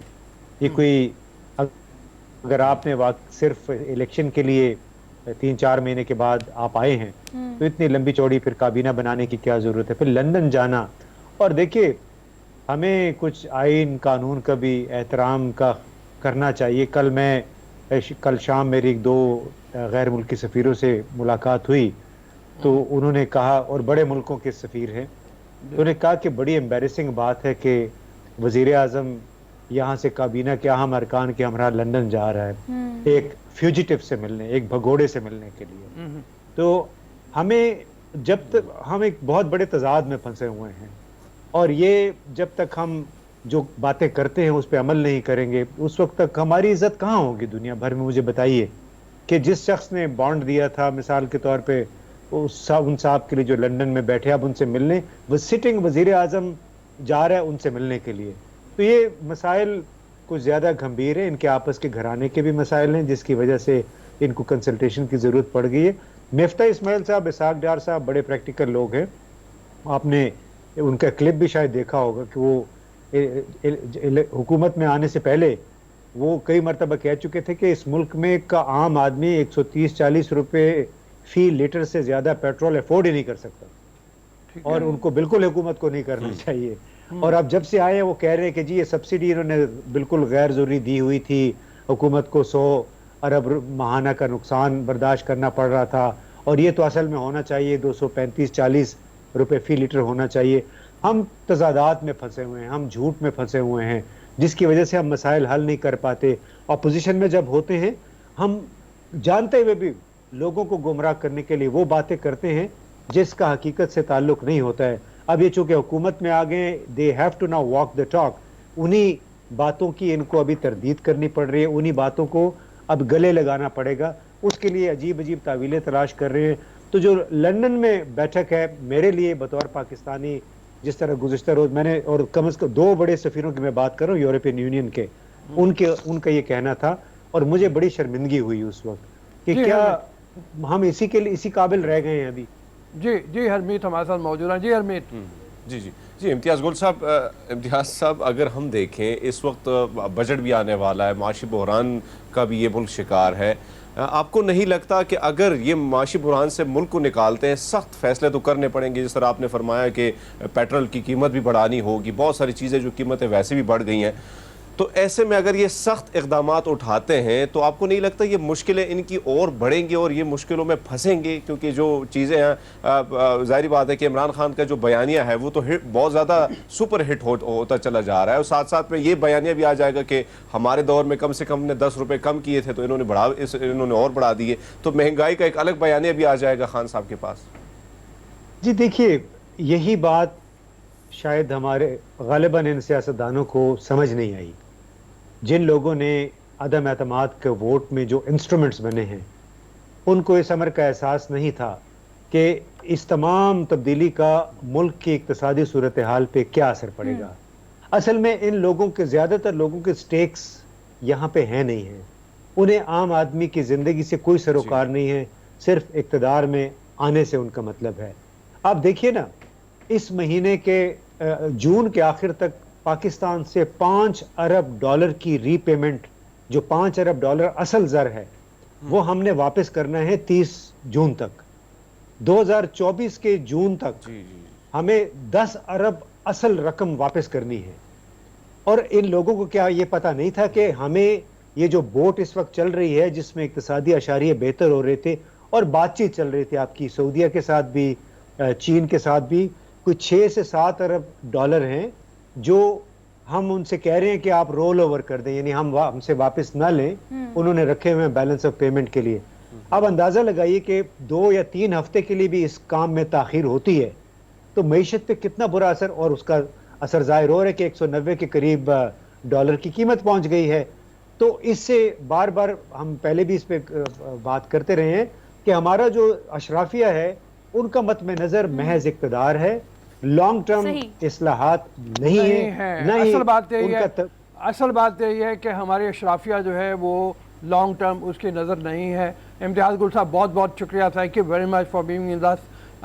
हमें अब छोटी सी ब्रेक की तरफ चलना है, न्यूज़ ब्रेक होगी, न्यूज़ ब्रेक के बाद वापस आएंगे। लेकिन असल चीज़ यही है, हम शुरू में भी प्रोग्राम के कहते रहे हैं कि मईशत का सोचें, मईशत ही सबसे इम्पॉर्टेंट है इस वक्त, जो हमें तमाम जिसके गोल अचीव करने के लिए या गोल बनाने के लिए करना चाहिए। अभी इजाज़त दीजिए ब्रेक के लिए, ब्रेक के बाद वापस आएंगे।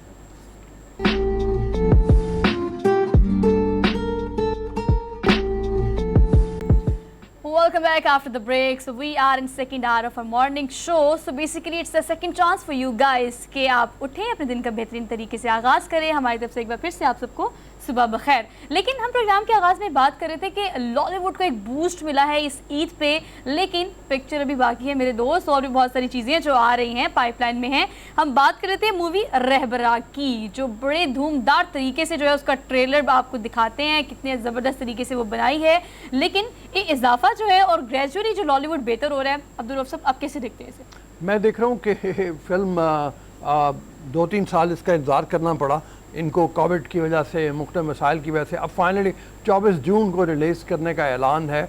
और ईद के ऊपर तो ये हुआ था कि कंपटीशन बहुत ज़्यादा हो गया, 5 फिल्में इकट्ठी आ गई मैदान में, जिसकी बुनियाद के ऊपर वो पजीराई नहीं मिल पाई फिल्मों को जो मिलनी चाहिए थी। इसमें सैयद नूर की फ़िल्म ख़ास तौर पे तेरे बादरे दी राखी, वो सबसे पीछे रह गई क्योंकि पंजाबी फिल्म थी, उसको मल्टीप्लेक्सेस ने प्ले नहीं किया। और बहुत से इलाकों में, सिंध में, खैबर पख्तूनख्वा में हमने उस हवाले से बात की है पहले भी कि वो वहाँ पे रिलीज़ नहीं हो पाई। तो यहाँ पे पंजाब में से वो रिलीज़ हुई थी, और जो बाकी फिल्में थी, पर्दे में रहने दो वगैरह, वो भी वो पजीराई नहीं मिली। लेकिन अब रहबरा जब 24 जून को आ रही है तो गैप काफ़ी ज़्यादा है। अच्छा, इसे good decision by the way. Harmeet, आप कैसे देखते हैं इस डिसीजन को कि ईद पे हमने 1 नहीं 2 नहीं 5 फिल्में इकट्ठी लॉन्च कर दी, रिलीज़ कर दी, लेकिन ये जो टाइम गैप देख के जो मूवी आ रही है, देयर इज समथिंग लाइक कुछ चेंज नज़र आ सकता है, हो सकता है कि ज़्यादा हिट हो जाए?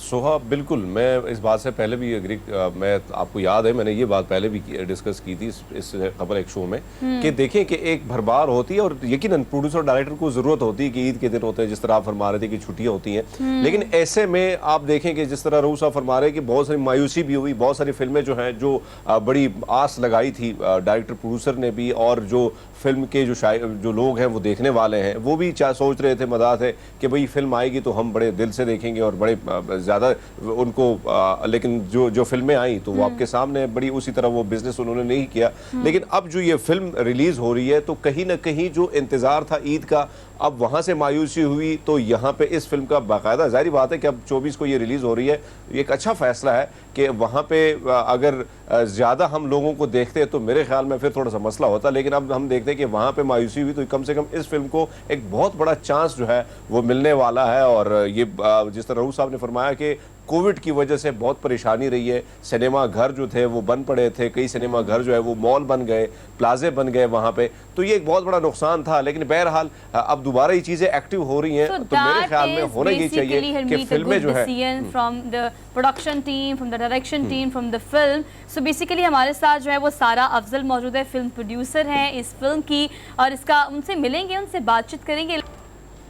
जी welcome to the show. After the break trailer की ब्रेक, लेकिन ये ब्रेक वैसे भी जो मूवीज के टाइम में आई है ना, ये ब्रेक भी अच्छी है। इस ब्रेक के बारे में बात कर लेते हैं। सारा हमारे साथ मौजूद है और सारा जो है वो फिल्म की प्रोड्यूसर है। सारा, सबसे पहले तो कॉन्ग्रेचुलेशंस कि आपने इतनी ज़बरदस्त मूवी बनाई और हमें बड़ी ज़रूरत है, हमारी इंडस्ट्री को बड़ी ज़रूरत है ऐसी मूवीज़ की। Cast was good, trailer was good. तो आप बताएं क्या कहेंगी, क्या लोग देखने जा रहे हैं, क्या होगा इस मूवी में मजीद? अच्छा जी, कनेक्ट करते हैं सारा को। सारा हमारे साथ मौजूद होंगी, उनसे बातचीत करेंगे इस हवाले से। आप कुछ ऐड करना चाह रहे थे? ट्रेलर से मैं कहानी के बारे में तो सिर्फ इतना कह सकता हूँ कि रोमांस भी है, एक्शन भी है, कॉमेडी भी और है, वो जो पंजाब और बाहर के जाके कहीं पे रहना, वो चीज़ें मौजूद हैं। तो लेकिन ज़्यादा सारा बता सकते हैं। सारा हमारे साथ मौजूद है। अस्सलाम वालेकुम सारा। वालेकुम अस्सलाम। अच्छा, तो एक तो सबसे पहले ये बताएं कि 3 बरस आपके बीत गए इंतज़ार में रिलीज़ होने के, इससे आपका क्या ख्याल है? मतलब कोई फ़र्क तो नहीं पड़ा फिल्म की जो ओवरऑल तशहीर होनी चाहिए थी जिस तरीके से, उस तरह से नहीं हो पाई, लोग इंतज़ार में रह गए, या आप बड़ी होपफुल हैं कि कहानी आपने अच्छी बनाई है, डायरेक्शन अच्छी है, जो लोगों को ज़रूर अटैक करके सिनेमा हाउसेस में लाएगी? एक्चुअली जो 3 इयर्स है उससे मूवी पे नहीं, लेकिन मुझे फर्क पड़ा क्योंकि मुझे बहुत वेट करना पड़ा इसका। लेकिन मूवी तो रेडी है, मूवी हैज बीन रेडी, लेकिन अनफॉर्चुनेटली हम कुछ कर ही नहीं सकते थे इसका टाइमलाइन का। देयर वाज नो सिनेमा, और जब सिनेमा ओपन हुआ है वी सॉ कि 2 मूवीज रिलीज हुई and unfortunately they did not do well. उसके बाद हमारे पास ये टाइम था ईद का, but again there were so many movies, तो it was not we did not feel कि ये अच्छा डिसीजन है हम अभी करें। That's why we had to plan it कि थोड़ा वेट कर लेते हैं, and in the meantime hopefully audience जो है वो इन चीजों से कनेक्ट करेगी, because it takes time for them to come out again। वो 2 years तक सिनेमा में नहीं आए, तो we were waiting कि चलो अभी वो स्टार्ट करें, देख रहे हैं उसका रिस्पॉन्स देखते हैं, and that's how we decided and picked this date and we have started। Trailer आपने देख लिया है, कल हमने एक सॉन्ग रिलीज किया, सो वी आर होपिंग कि ऑडियंस जो है वो इन चीजों से कनेक्ट करेगी and then again they will come back to cinema. जी हरमीत। अच्छा सारा जी, अगर हम देखें तो ये एक बहुत अच्छा डिसीजन है मेरे ख्याल में, क्योंकि जाहिर बात है कि जिस तरह भरमार रही और उसके बाद काफ़ी मायूसी भी जो है मदा है उनको हुई, लेकिन आप नहीं समझती कि जो गैप आ जाता है बीच में, हमारे पाकिस्तानी मूवीज़ में हमेशा ये होता है कि बहुत सारा गैप जो है बीच में आ जाता है, तो कहीं ना कहीं सिनेमा का जो लोग रुख करते हैं, जो आदी होते हैं, वो भी जाना छोड़ देते हैं। लेकिन अभी आई फील लाइक जो अभी कोई ऐसा गैप नहीं है, एवरी अदर वीक कोई ना कोई मूवी आ रही है। अभी नेक्स्ट 1-2 वीक्स के बाद है, till next Eid there are Pakistani movies scheduled already. ऐसा नहीं है कि ईद के बाद डायरेक्ट हमारी मूवी है, इसके between these dates there are few other movies also. अच्छा सारा, ये बताइए, आप अमेरिका में रहती हैं, पाकिस्तान में आके फिल्म बनाती हैं, ये फिल्म से लगन है, शौक है, क्या है मतलब जो आपको, और पहले आपने जो काम किया उसका एक्सपीरियंस कैसा रहा आपका? देखिए मैंने जो लाइफ में काम किया है वो फिजिकल थेरेपिस्ट है। I am a physical therapist by profession, और यूएसए में मैं यही जॉब है मेरी, ये मेरा प्रोफेशन है। This I chose as a passion. मैंने सोचा कि let's do something in Pakistan, और just because I am creative, मुझे थोड़ा शौक है क्रिएटिव चीजों का, तो I decided to come back. When I came back मैंने डिफरेंट लोगों से डिस्कशन की, मिली। उसके बाद एट दैट टाइम ये था कि movie industry was flourishing, so I decided to go for that. That's how I came into this। और प्लान यही था कि बड़ा स्मूथली और बड़ा इजीली हो जाएगा। कोई nobody from US और पाकिस्तान supported कि yes you should go to Pakistan to do a business। They all said कि आप people come to US to do that, so stay there। However I took a chance। और that's where I am. However, again, अच्छा it did सारा, not आपको go पता है ये smooth. Passion COVID ने मूवी तो में बहुत ही नजर भी खराब आ कर रहा है। दिया। If you switch you from your profession तो वो नजर आ रहा है कि आपने पैशन के लिए पाकिस्तानी कल्चर को रिप्रेजेंट किया है। We have seen so many shots इसमें पाकिस्तान के वो बड़े करीब कल्चर को जो कि रिलेट करते हैं लोग, अगर सिनेमा में बैठे हो मूवी देखें तो वो रिलेट करते हैं। बट ऑल दो आपको क्या लगता है, you know, keep in mind रखना कुछ चीज़ों को कास्ट करते हुए कि हमने किस किस करेक्टर को कास्ट करना है, तो ये आपने जो करेक्टर चूज़ किए हैं इसमें क्या आपने माइंड में रखा, लोग क्या देखना चाहते हैं, सब चीज़ों को सोचना पड़ता है ना? Yes, actually, वो मेरा it was not my own decision. Obviously, director involved था, other team members involved थे. One of the reason was because I am not from the industry, तो मैं I could not pick those people on my own. मैं discuss और suggest तो कर सकती थी, but the thing was we picked those people who can fit those characters. जो इस character को कर सकें. I feel like we have very limited choices. Pakistan में मेरे पास बहुत choices नहीं है. Who do we have to pick? So out of those people, we felt like these are the people who would fit this character better. और आप देख सकते हैं how जी ड्रामे किए हैं, फिल्म में शायद उनको मौका इतना ज़्यादा नहीं मिला, तो एक जॉनरा से दूसरे जॉनरा में जाते हुए फ़र्क लगा। और दूसरी बात यह है कि आपने खुद फिल्म ज़ाहिर देख ली ज़्यादातर, तो आप खुद सेटिस्फाइड हैं उससे कि बिल्कुल काम अच्छा हुआ है?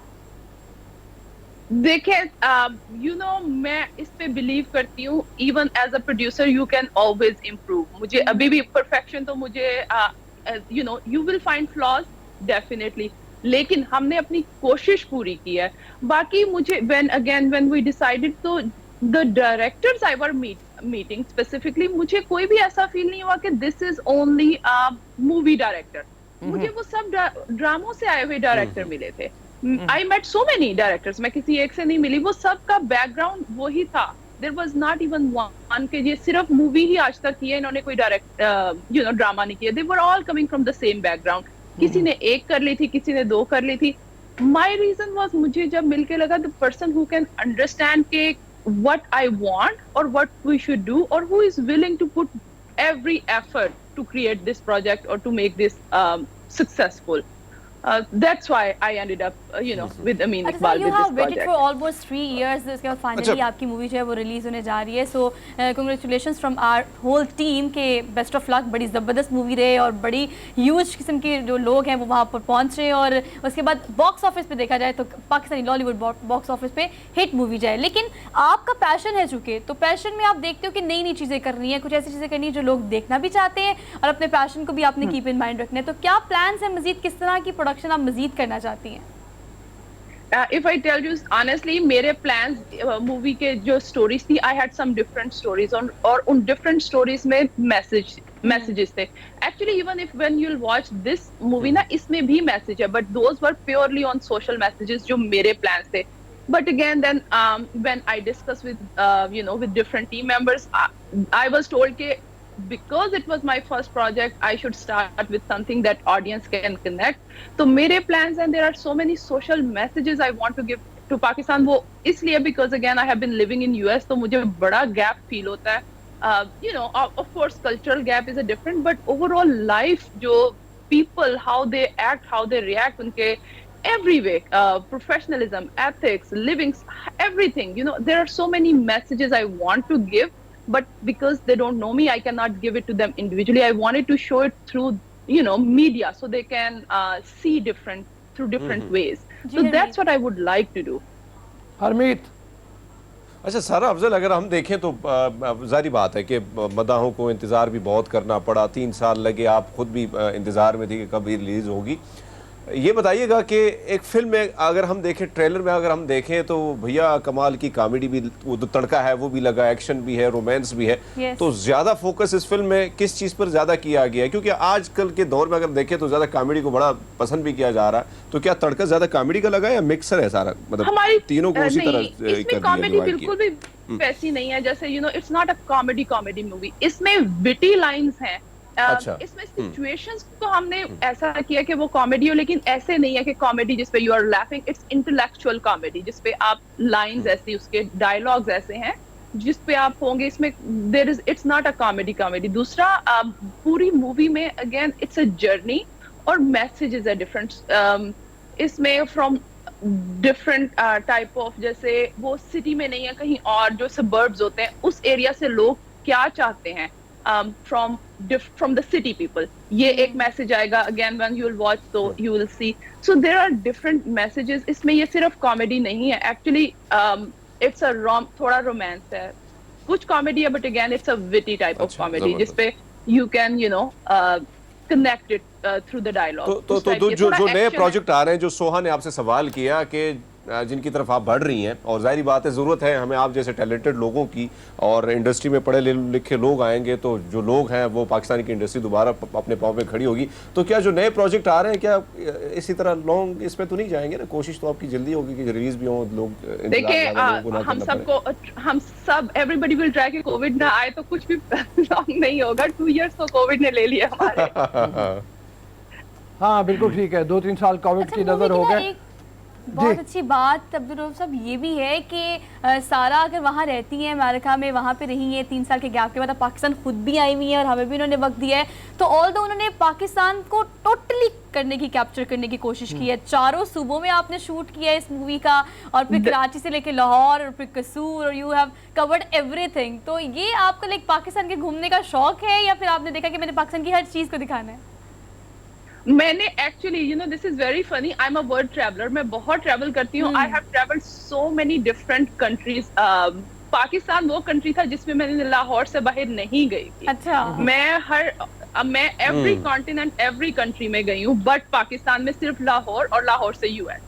बट दिस मूवी के थ्रू मैंने पूरा पाकिस्तान देख लिया. क्या बात है. अच्छा सारा ये बताइए कि ताल्लुक आपका लाहौर से, और पहुंची आप कराची में साथ फिल्म मतलब वो बनाने के लिए, या वहाँ पे इस वक्त भी आप कराची से, मैं ख्याल में आप कराची से इस वक्त हमारे साथ मौजूद?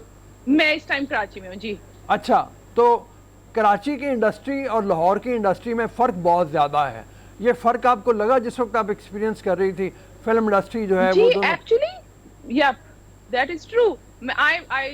I did not know when I came to Lahore and when I was trying to meet people, वो सब कराची में ही थे. लाहौर में they were saying they live in Lahore or they're from Lahore, but most of them actually come to complete or finish their or do their projects in Karachi. तो मुझे कराची में आके mostly I had to do meetings. Even कि अभी भी जो film industry है, like जो studios हैं and all that, most of them are in Karachi. Lahore में I feel like कुछ limited है as far as movie industry is concerned. ठीक है सारा, थैंक यू वेरी मच, बहुत मेहरबानी. सारा एक और चीज, हरमीत सॉरी हमें ब्रेक की तरफ जाना है. आपकी बहुत मेहरबानी, बहुत शुक्रिया. आपकी फिल्म जो है रहबरा, उसको उम्मीद है अप्रिसिएशन मिलेगी जब सिनेमा में आएगी, और आपके आइंदा के प्रोजेक्ट्स के लिए गुड लक. मतलब ख़ास तौर पे जो आप सोशल मैसेजेस और बड़े मैसेजेस के साथ इंडस्ट्री में आना चाहती हैं उसके लिए. सो पैगाम ये कि आप लोग जाएं भी, मूवी देखें, जाके थोड़ा सा रिफ्रेश फील करें. और हम एक छोटी सी ब्रेक लेते हैं, वापस आते हैं. Keep watching good morning public.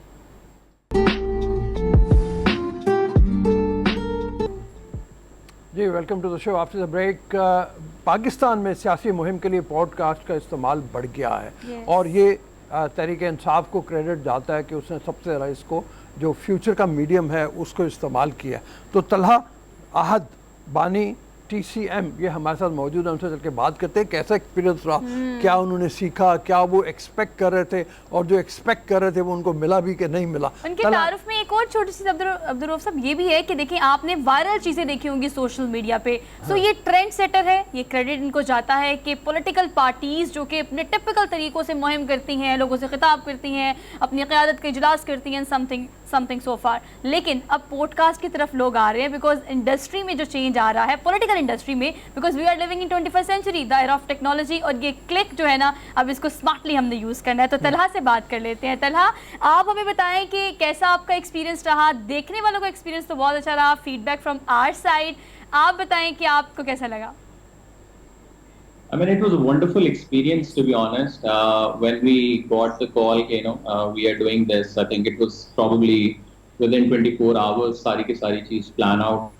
We were expecting overall कि इतना ज़्यादा feedback होगा कि Twitter के ऊपर probably like 3 दिन जो है वो trend होता रहा है पूरा podcast. और फिर Dawn के ऊपर editorial आया, then BBC and then international channels के ऊपर, और like generally I think social media के ऊपर probably I think किसी भी शो का इतना ज़्यादा पिछले कुछ सालों में ट्रेंडिंग नहीं हुई So that was like really fascinating for us as well.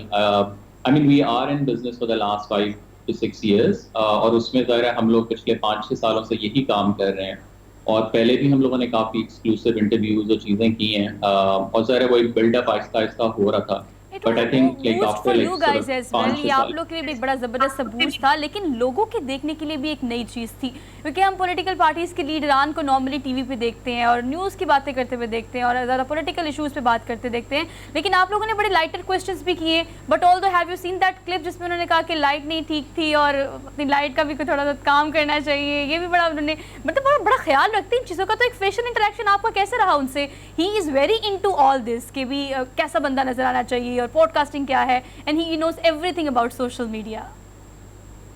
नहीं, it was also very interesting to be honest. जब हम लोग वहाँ बैठे हुए इंतजार कर रहे थे उनका, तो हम लोग को ये था कि जो खान साहब आएंगे बड़ा सीरियस सा उनकी एक वो स्टाइल और टोन होनी है. बट जैसे ही वो ही was very casual, literally उन्होंने अपने ट्राउजर्स पहने हुए थे लाइक टी शर्ट के साथ, and when he came and he was like also fascinated कि यार ये क्या सेटअप है, मतलब क्या करना क्या है मैंने. और फिर हमने उनको थोड़ा सा एक्सप्लेन भी किया कि जी इट्स अ पॉडकास्ट, एक डिस्कशन टाइप की चीज़ है. तो he was very casual, very very open minded, जो आपने पूछना है पूछें.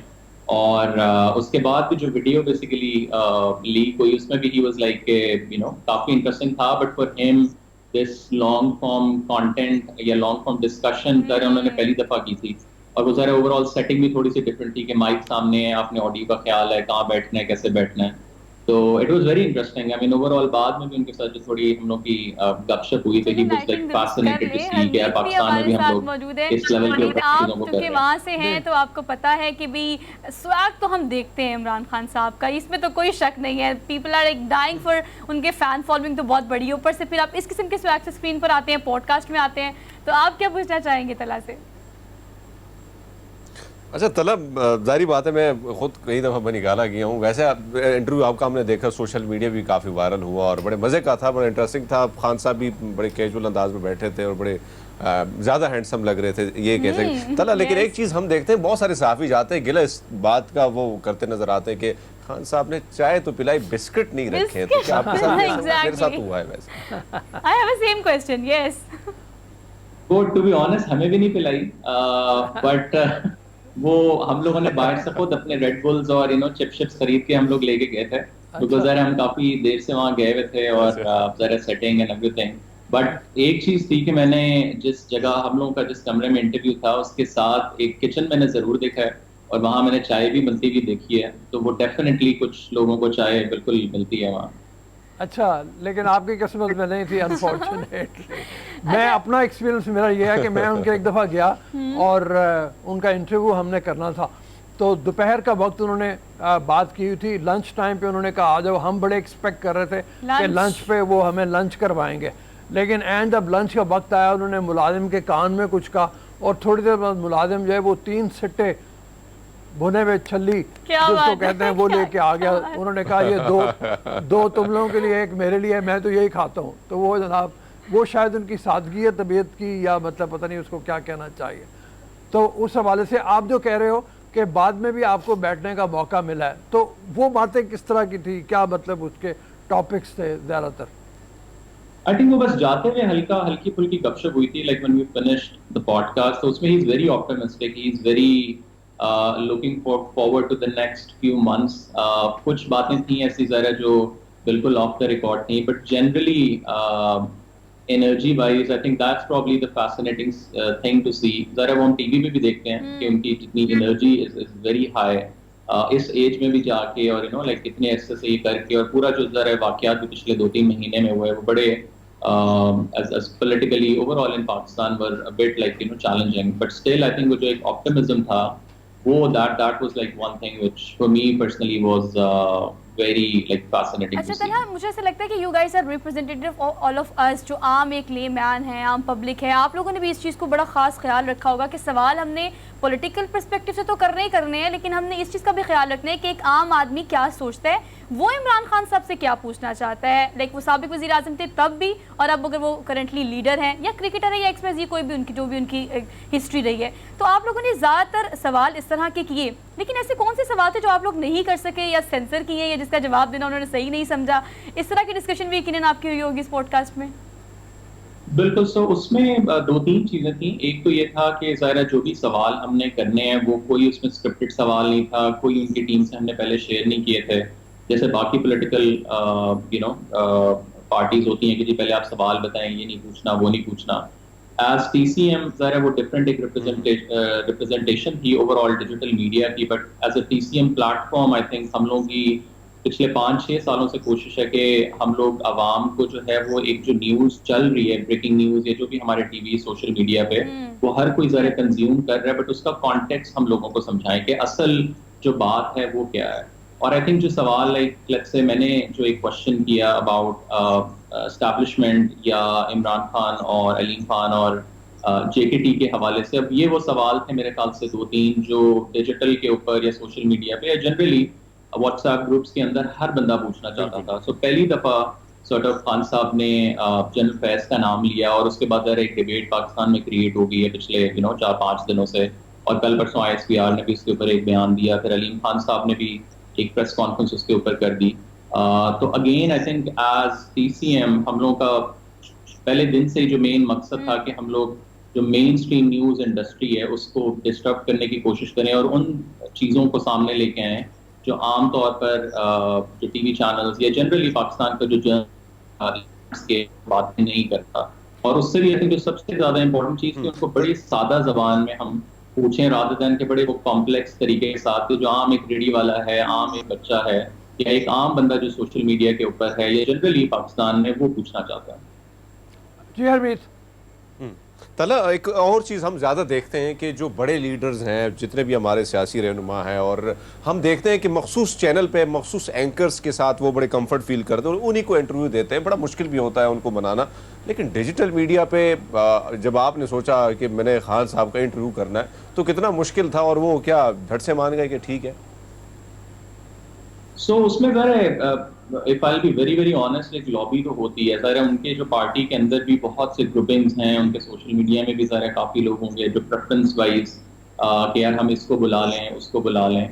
बट आई थिंक हम लोगों की जो थोड़ी सी एक एक्सक्लूसिविटी है एज TCM न्यूज़, वो ये कि हमने पिछले 5 साल में आई थिंक जो क्रेडिबिलिटी बिल्ड की है वो एक हमने बड़ा एक सेंट्रिस्ट न्यूज़ ऑर्गेनाइजेशन के तौर पर अपने आप को स्टैब्लिश किया है। तो हम लोग PTI के साथ, PMLN के साथ, अगर हमने आर्मी के साथ हर टॉपिक्स पे हम लोगों ने बात की है, फ्रॉम राइट टू लेफ्ट, हर चीज़ के ऊपर हमने बात की है। कभी कोई सेंसरशिप या उस हवाले से हम लोग का कोई मसला नहीं हुआ। वो हमारे ऊपर उस तरह का वो कोई वो सेट मेंटालिटी प्रॉब्ली नहीं है कि आपने इस बात पे बात करनी है, इस पे नहीं करनी है। Like we are very blunt with what do we want to ask, and that's basically the essence of the centrum media, के हम लोग उन सवालों के ऊपर या उन चीज़ों के ऊपर लोगों से पूछें जो आम तौर पर मीडिया में लोग या तो अवॉइड करते हैं या बिल्कुल नहीं पूछते हैं। अच्छा तला, he was blunt to at that time, उन्होंने काफ़ी वाइब्रेंट होकर आपके सारे सवालों के जवाब दिए हैं। ऑल्दो उस एक पॉडकास्ट में से बड़ा सारा कंटेंट भी निकला, एज यू सेड कि ISPR ने भी एक स्टेटमेंट जारी की उनकी। इसके बाद एक एग्जांपल ज़ेब्रा वाली बड़ी वो फेमस हुई और लोगों ने काफ़ी उसकी मीम्स भी बनाई, तो ज़रा उसके बारे में बताइए, उसका रिव्यू क्या मिला आपको? उसमें मीम्स तो बहुत बनी है, टू बी ऑनेस्ट। मुझे कोई प्रॉब्ली कोई आई डोंट नो 40-50 तो मुझे मीम्स आई हुई हैं कि आप लोगों ने ये सवाल किए हैं और ब्लैक वीगो में बैठ के आप लोग यहाँ चले गए हैं, वहाँ चले गए हैं। फिर उसी तरह जुनैद के ऊपर भी वो लोगों ने लाइक फोटोशॉप करके चीज़ें वगैरह काफ़ी बनाई हैं। तो वो आपको पता है कि इट्स लाइक अगेन वो इतना वायरल चीज़ हो गई है कि वो फ्रॉम लाइक छोटे से छोटा कैजुअल प्लेटफॉर्म जो है, जो प्रॉब्ली हार्डकोर पॉलिटिक्स में नहीं भी बात करता, वहां से लेके मेन स्ट्रीम मीडिया तक हर बंदे ने उस चीज के ऊपर बात की है। अच्छा तलहा, ये बताइए कि अब आगे चल के इलेक्शन आने वाले हैं और आप क्या फ्यूचर देख रहे हैं पॉडकास्ट का? क्या दूसरे लीडरान भी अट्रैक्ट होके आएंगे इस तरफ को? आप ये देखते हैं कि ये फ्यूचर में ज़्यादा बड़ा मौसर मीडियम बन के सामने आएगा? I think for sure digital ज़ाहिर है बहुत अच्छे से पाकिस्तान में लोग बात कर रहे हैं और पूरी दुनिया में तो ज़ाहिर है एक फ्यूचर होगा नहीं, बट वो बन के बल्कि पुराना भी हो गया। अब तो नए नए फॉर्मेट्स, नई नई चीज़ें इंटरनेशनली बाहर की दुनिया में आ रही हैं। और पाकिस्तान में भी पिछले स्पेशली 3-4 सालों से आई थिंक डिजिटल का जो राइज हुआ है ओवरऑल, प्रॉबली आई थिंक इस पॉडकास्ट के बाद एक authenticity about digital content creators, about the platforms, वो बहुत ज़्यादा हुई है। आई थिंक जो उसमें एक चीज़ बहुत इम्पोर्टेंट है वो मुझे ये लगता है कि जिस किस्म का फॉर्मेट है एक पॉडकास्ट का, नॉट जस्ट द फॉर्मेट, उसके अलावा जनरली भी आप जिस किस्म के सवालात जिस कैजुअलनेस से पूछते हैं वो आपको मेन स्ट्रीम में नहीं नजर आते हैं। और आई थिंक उसमें यह है कि एक आप एम्पैथेटिक वे के साथ आप लोगों से सवाल करें, रादर दैन के आपने वहां से उनसे कोई खबर निकाल के एक ब्रेकिंग न्यूज अपने चैनल के ऊपर चलानी है। तो वो डिपेंड करता है कि आप किस एंगल या किस तरीके के साथ कर रहे हो। तो मुझे पर्सनली लगता है कि आने वाला जो टाइम है वो मे बी जो पॉलिटिकल पार्टीज के हेड्स हैं या जो लोग हैं, they might feel like more comfortable talking to the digital content creators, because Pakistan में एक पोलराइजेशन जर्नलिज्म के अंदर, जनरली मीडिया के अंदर बहुत देखने को मिलती है। और TCM स्टार्ट करने का, to be honest, at that point in time when I started, तो वो मकसद हम लोगों का यही था कि एक जो राइट और लेफ्ट की वो पाकिस्तान में चल रहा है कि ये चैनल राइट का है, ये चैनल लेफ्ट का है, उसको खत्म करके एक सेंट्रिस्ट न्यूज ऑर्गेनाइजेशन पाकिस्तान में डेवलप की जाए। और वो 5 सालों में I think as a platform हम लोगों ने उसको बहुत सक्सेसफुली अचीव किया है। और this was probably the point कि जहां वी हैव सीन कि वो चीज़ सामने आई है। अच्छा, what you guys have plan, मतलब अगर आप लोगों ने प्लान किया होगा तो पॉडकास्ट करने का, चलिए इमरान खान को तो आपने इसलिए भी रखा अपनी लिस्ट में, टॉप ऑफ द लिस्ट, क्योंकि आप देखते हो कि पब्लिसिटी सोशल मीडिया पे ज़्यादा किसकी है और किसकी फ़ैन फॉलोइंग ज़्यादा है। लेकिन अगर आप इलेक्शंस के, जैसे अब्दुल रऊफ साहब ने बात की है, आगे बड़े सारे ऐसे इवेंट्स आने वाले हैं पॉलिटिकली, तो आपका क्या प्लान है? आप लोगों ने मिल के तीनों ने क्या प्लान किया है कि किस किस का मज़ीद इंटरव्यू करना चाहिए या मज़ीद किस किस को पॉडकास्ट में शामिल करना चाहिए? सो आप लोग के प्लान्स क्या हैं इस हवाले से? सो अभी हम लोग डिस्कशन में हैं, वी आर, बिकॉज अभी तो टू बी ऑनेस्ट जो पिछले 2-3 दिन में हुए उसी को हम लोग अभी डाइजेस्ट कर रहे हैं और लाइक देख रहे हैं कि क्या किस तरीके के साथ चीज़ें जा रही हैं। बट TCM के ऊपर हम लोग डेफिनेटली वी आर प्लानिंग, पहले भी हम लोग करते हैं, बट ज़रा ये फॉर्मेट के ऊपर हमने लॉन्ग फॉर्म पे अभी तक हम लोग नहीं गए थे। तो we are working on a very interesting idea, एक एक्सक्लूसिव सीरीज हम प्लान कर रहे हैं and bringing all sides of the political parties from PMLN to PPP। But जैसे हमने पहले बात की कि अभी तक थोड़ी सी वो एक रिलक्टेंट भी हैं वो लोग कि पता नहीं आप पहले सवाल हमारे साथ शेयर करें, उसका पहले हमें आप कट भी दिखा दें, बहुत ज़्यादा बोल्ड क्वेश्चन ना हो, तो वो वाली भी ज़रा कुछ मसाइल अभी तक हैं जो ज़रा we are still like sort of trying to figure it out. बहुत मेहरबानी, थैंक यू वेरी मच। उम्मीद है हमें आने वाले दिनों में बहुत से और इंटरव्यूज मिलेंगे पॉडकास्ट के ऊपर, बहुत से लोगों को हम देखेंगे। हाँ बिल्कुल, जैसे इनको पजीराई मिली है वो पजीराई बढ़ेगी। ये फ्यूचर है, हमने पहले भी बात की कि फ्यूचर के साथ अपनी एडजस्टेबिलिटी करनी चाहिए, लोगों को देखना चाहिए। और जितनी ज़्यादा ये यानी लोगों ने इस पॉडकास्ट को देखा है, जब ये आएंगे, अभी मुझे उम्मीद है इनको अगर मौका मिलता है मुस्लिम लीग नून के लीडरान के साथ भी, और पता नहीं वो इमरान खान जितनी पॉपुलैरिटी होगी कि नहीं होगी। लेकिन अब्दुल रऊफ साहब देखिए, मुझे लगता है बीइंग अ थर्ड आई ना, हमें तो चलिए ये चीज़ डाइजेस्ट करनी चाहिए, लेकिन हमारे पॉलिटिकल लीडरान को भी सोचना चाहिए कि ट्रेंड है, इसे फॉलो करते हैं, अपनी पार्टी को इस योजना में भी साथ लेकर चलते हैं, ये भी ज़्यादा ज़रूरी है। तो मज़ीद भी कुछ अच्छी खबरें और खट्टी मीठी खबरें शामिल करेंगे। एक छोटी सी ब्रेक लेनी है, वापस आते हैं। Keep watching good morning public.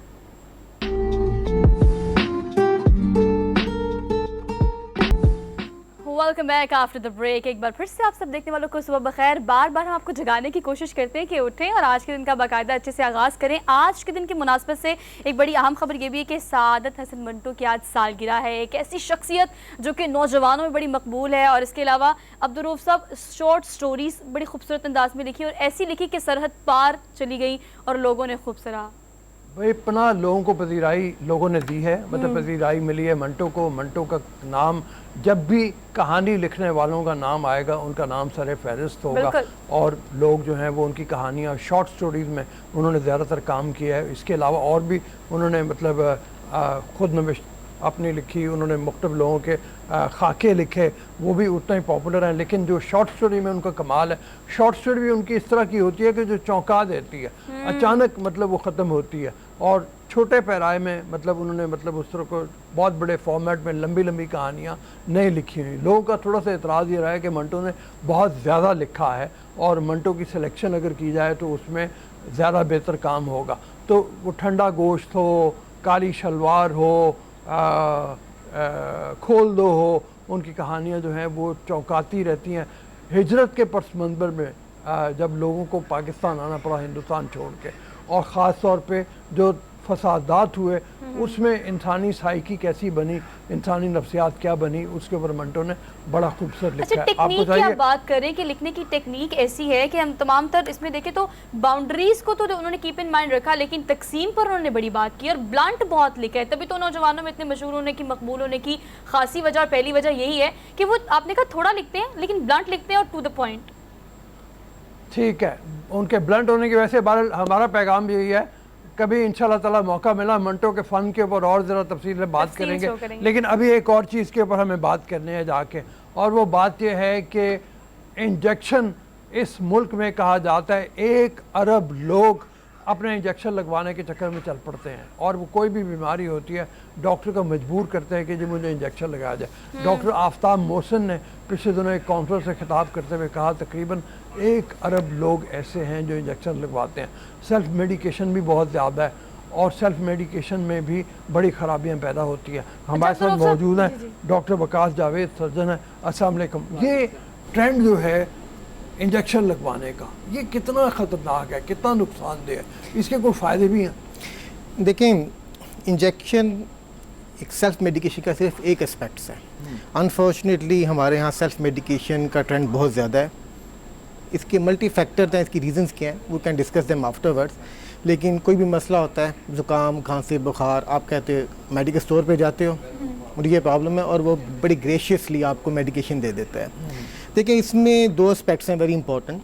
कुछ तो मेडिकेशन हैं जो कि जैसे कि एंटी इंफ्लेमेटरी हैं, पेन किलर्स हैं, वो आप यूज़ कर लें, उससे आप थोड़ा बेहतर करते हैं।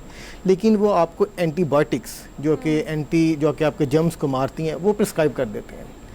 उसका इफेक्ट ये होता है कि with judicious use of antibiotics, unnecessary use of antibiotics, उससे होता है रेजिस्टेंस पैदा होती है। फिर आपके अंदर छोटी मोटी बीमारियों के लिए आपको बहुत हाई डोज एंटीबायोटिक यूज़ करनी पड़ती है, और पेशेंट बड़ा सफ़र करते हैं। इसके अलावा एक मेडिकल स्टोर के अंदर he might be qualified, he might not be qualified pharmacist, वो आपको मेडिकेशन देता है विदाउट असेसिंग कि आपकी कोई मेडिकल कंडीशंस हैं, कोई कोमॉर्बिडिटीज़ हैं कि नहीं है, और वो भी आपको प्रॉब्लम दे सकती हैं। सो 2 एस्पेक्ट्स हैं, एक तो ये कि आप अपने लिए प्रॉब्लम पैदा करते हैं, दूसरा आप दूसरों के लिए भी प्रॉब्लम पैदा कर रहे हैं कि जब आप रेजिस्टेंस पैदा करेंगे एंटीबायोटिक के खिलाफ, बाकी पेशेंट पे भी वो इफेक्ट नहीं करेंगे। अच्छा डॉक्टर साहब, देखिए आप बिल्कुल ठीक कह रहे हैं कि एक तो हम अपने डॉक्टर खुद हैं, दूसरा हमारा डॉक्टर गूगल है, तीसरा हम अगर किसी भी दुकान पे जाएं, XYZ पे, किसी मेडिकल स्टोर पे जाएं, किसी आम दुकान पे भी पैराडोल की आपको आराम से एक मिल जाती है ना, हमारे पास हर चीज़ का सोल्यूशन पैराडोल की सूरत में मौजूद है। बट ऑल्दो अगर हम स्पेसिफिकली इंजेक्शंस की बात करें तो 1 अरब से ज़ायद लोग इंजेक्शंस लगाते हैं, इसमें 90% जो हैं वो गलत तरीके से लगाते हैं और 70% गैर ज़रूरी लगाते हैं।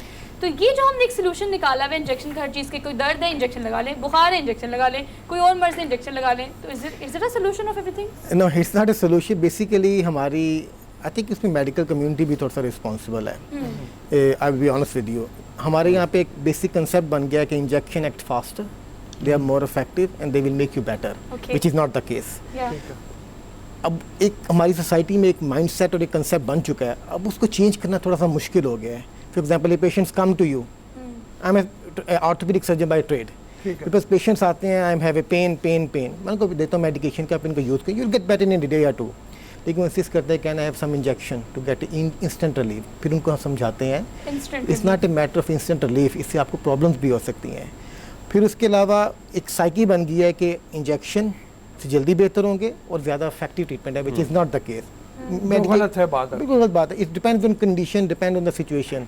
और फिर उसके अलावा इंजेक्शन के बारे में भी हर इंजेक्शन को लगाने का एक तरीका है। जैसे कुछ इंजेक्शन आप मसल्स में लगाते हैं, कुछ आप वेन्स में लगाते हैं, कुछ आप स्किन के नीचे लगाते हैं। अनफॉर्चुनेटली बहुत सारे लोग जो कि आप मेडिकल स्टोर से आपने देखोगे इंजेक्शन लगवा रहे होते हैं, बहुत सारे लोगों को पता नहीं होता कि इंजेक्शन किस तरीके से लगाना है। एक तो इंजेक्शन की प्रिस्क्रिप्शन गलत है, mean it is not required, unnecessary है, आप टेबलेट से वो काम कर सकते हैं, और अगर लगाते भी हैं तो they might be putting in the wrong place और रॉन्ग मेथड से कर रहे हैं, इससे भी लोकल कॉम्प्लिकेशंस हो सकती हैं। ठीक है, I think it's a big challenge for us as a medical community. हमारे साथी हरमीत हमारे साथ मौजूद है। जी हरमीत। जी जी, अच्छा डॉक्टर साहब, जिस तरह आपने जिक्र किया कि कहीं ना कहीं जो मेडिकल फील्ड से रिलेटेड लोग हैं वो भी इस चीज़ में शामिल हो गए हैं, और अगर आप देखें तो बहुत सारे हॉस्पिटल में आप अगर जाते हैं तो वहाँ पे हम देखते हैं कि जो क्लास 4 है वो भी सर्जन बना हुआ है। तो ये जो चीज़ें हैं ये कितनी ख़तरनाक है। एक तो हम देखते हैं कि आम आदमी की कोशिश ये होती है कि चलो एक चीज़ मैंने इस्तेमाल की, एक टैबलेट्स मैंने इस्तेमाल की, कोई दूसरे को अगर तकलीफ है तो मैं ये नहीं कहूँगा कि आप डॉक्टर साहब के पास चले जाएं, मैं सीधा उसको मशवरा देना शुरू कर दूंगा। तो ये सारी चीज़ें जो हैं कितनी, और हुकूमत का क्या रोल होना चाहिए, कितनी सख्ती होनी चाहिए, क्योंकि बाहर दुनिया में तो आपको एक स्ट्रिप देना भी बड़ा मुश्किल होता है, आपको जब से कोई रिकमेंडेशन ना हो डॉक्टर की, ये परसेप्शन के बगैर चीज़ें आपको मिलती नहीं है। अच्छा देखिए, इसमें ना कुछ हमारे कल्चरल फैक्टर्स हैं। I will write explain it. हम लोग मशवरा लेना, मशवरा देना पसंद करते हैं। यस। अगर मैंने कोई सर्जरी करवाई है, मुझे नहीं पता उसकी क्या प्रॉब्लम है, लेकिन मैं हर बंदे से बोलूँगा ये बंदा ठीक है, इसे ये करवाओ, बेशक उसकी स्पेशलिटी कोई और हो, या ये मेरा फैमिली डॉक्टर है, वो बेशक जो मर्जी स्पेशलिटी हो तो उसके पास भेजता है। तो हम लोग एक मशवरा लेते बहुत हैं और देते बहुत हैं।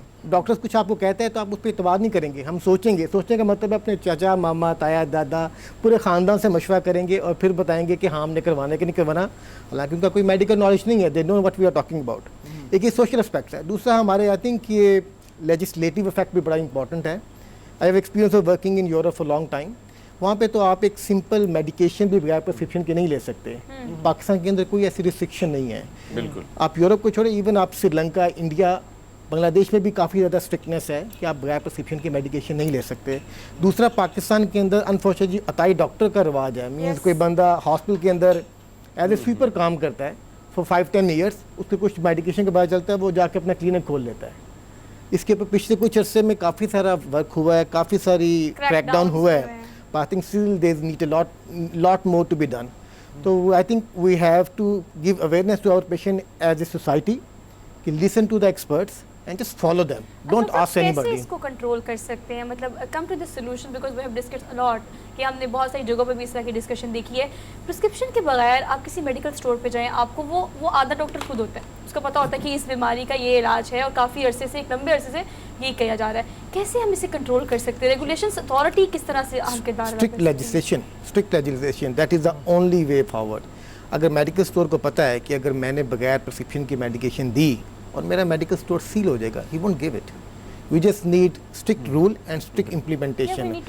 हाँ, लोगों की साइकी को चेंज करने में टाइम लगता है। It's a collective mindset which takes time too. वो तो जो लोगों की साइकोलॉजी है, साइकी है, उसको तब्दील करने के लिए तो मैसिव लेवल के ऊपर कैंपेन चाहिए। You need generations. और आप देखें कि जो law and order following societies होती हैं, वहाँ पे लॉ, जब लोगों को पता है कि लॉ स्ट्रिक्ट है, you will gate punishment for what you do, they will be careful before doing it. अगर मेडिकल स्टोर को पता है कि मैंने किसी को मेडिकेशन दी बगैर प्रिस्क्रिप्शन के, तो मेरा मेडिकल स्टोर सील हो जाएगा, he won't give it. You just need to implement it. और जैसे दूसरी बात आपने कही कि डॉक्टरों का भी कसूर है। एक तो बात यह है ना कि आम आदमी सोचता है कि मैं जाऊंगा, मुझे इतने हज़ार फीस देनी पड़ेगी, 2-3 हज़ार रुपया आमतौर पे जो फीस अब बन गई भी है, उससे वो सोचता है मैं अताई के पास जाऊँ, उसने एक टीका मुझे लगाना है, मैं ठीक हो जाना, मैं घर आ जाना। देखिए, इसके अंदर मैं सिंपल से एग्जांपल देता हूँ। मैंने इंग्लैंड में काम किया है मोर देन ए डेकेड। वहाँ पे एक बेसिक प्राइमरी सिस्टम है। Means you got GP at the basic level. वो हर पेशेंट्स को पहले देखते हैं, then they start referring them to the specialist which can charge more, which are more qualified for certain disease. I think हमारी society में general practitioner की तादाद बहुत कम है।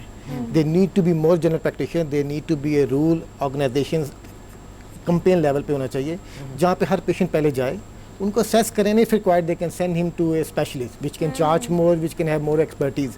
तो हेल्थ सिस्टम को थोड़ा सा रीवैम्प करने की ज़रूरत है ताकि लोगों का एक्सेस बेहतर हो। आप बिल्कुल ठीक कहते हैं कि अगर एक आदमी को एक मेडिकेशन 50 रुपए में मिल रही है तो 3000 की कंसल्टेशन क्यों देगा? और गवर्नमेंट हॉस्पिटल के अंदर इतना रश है, इतनी कंजेशन है कि आम लोग जाना अफोर्ड ही नहीं कर सकते। तो if you can have more GP in our society. अब आप लाहौर में देखें, आपको गली गली पे बहुत कम क्लिनिक होते हैं, आपको बस हॉस्पिटल नज़र आते हैं, we see the specialist, but general practitioner बहुत कम है। तो अगर हम जनरल प्रैक्टिशनर थोड़े से ज़्यादा सिस्टम बेहतर कर दें कि लोगों के लिए एक्सेस बेहतर हो, तो शायद वो जाके मेडिकल स्टोर पर जाना बेहतर कम कर दें। लेकिन again it's a two way streak, strict legislation and may be to improve the system also.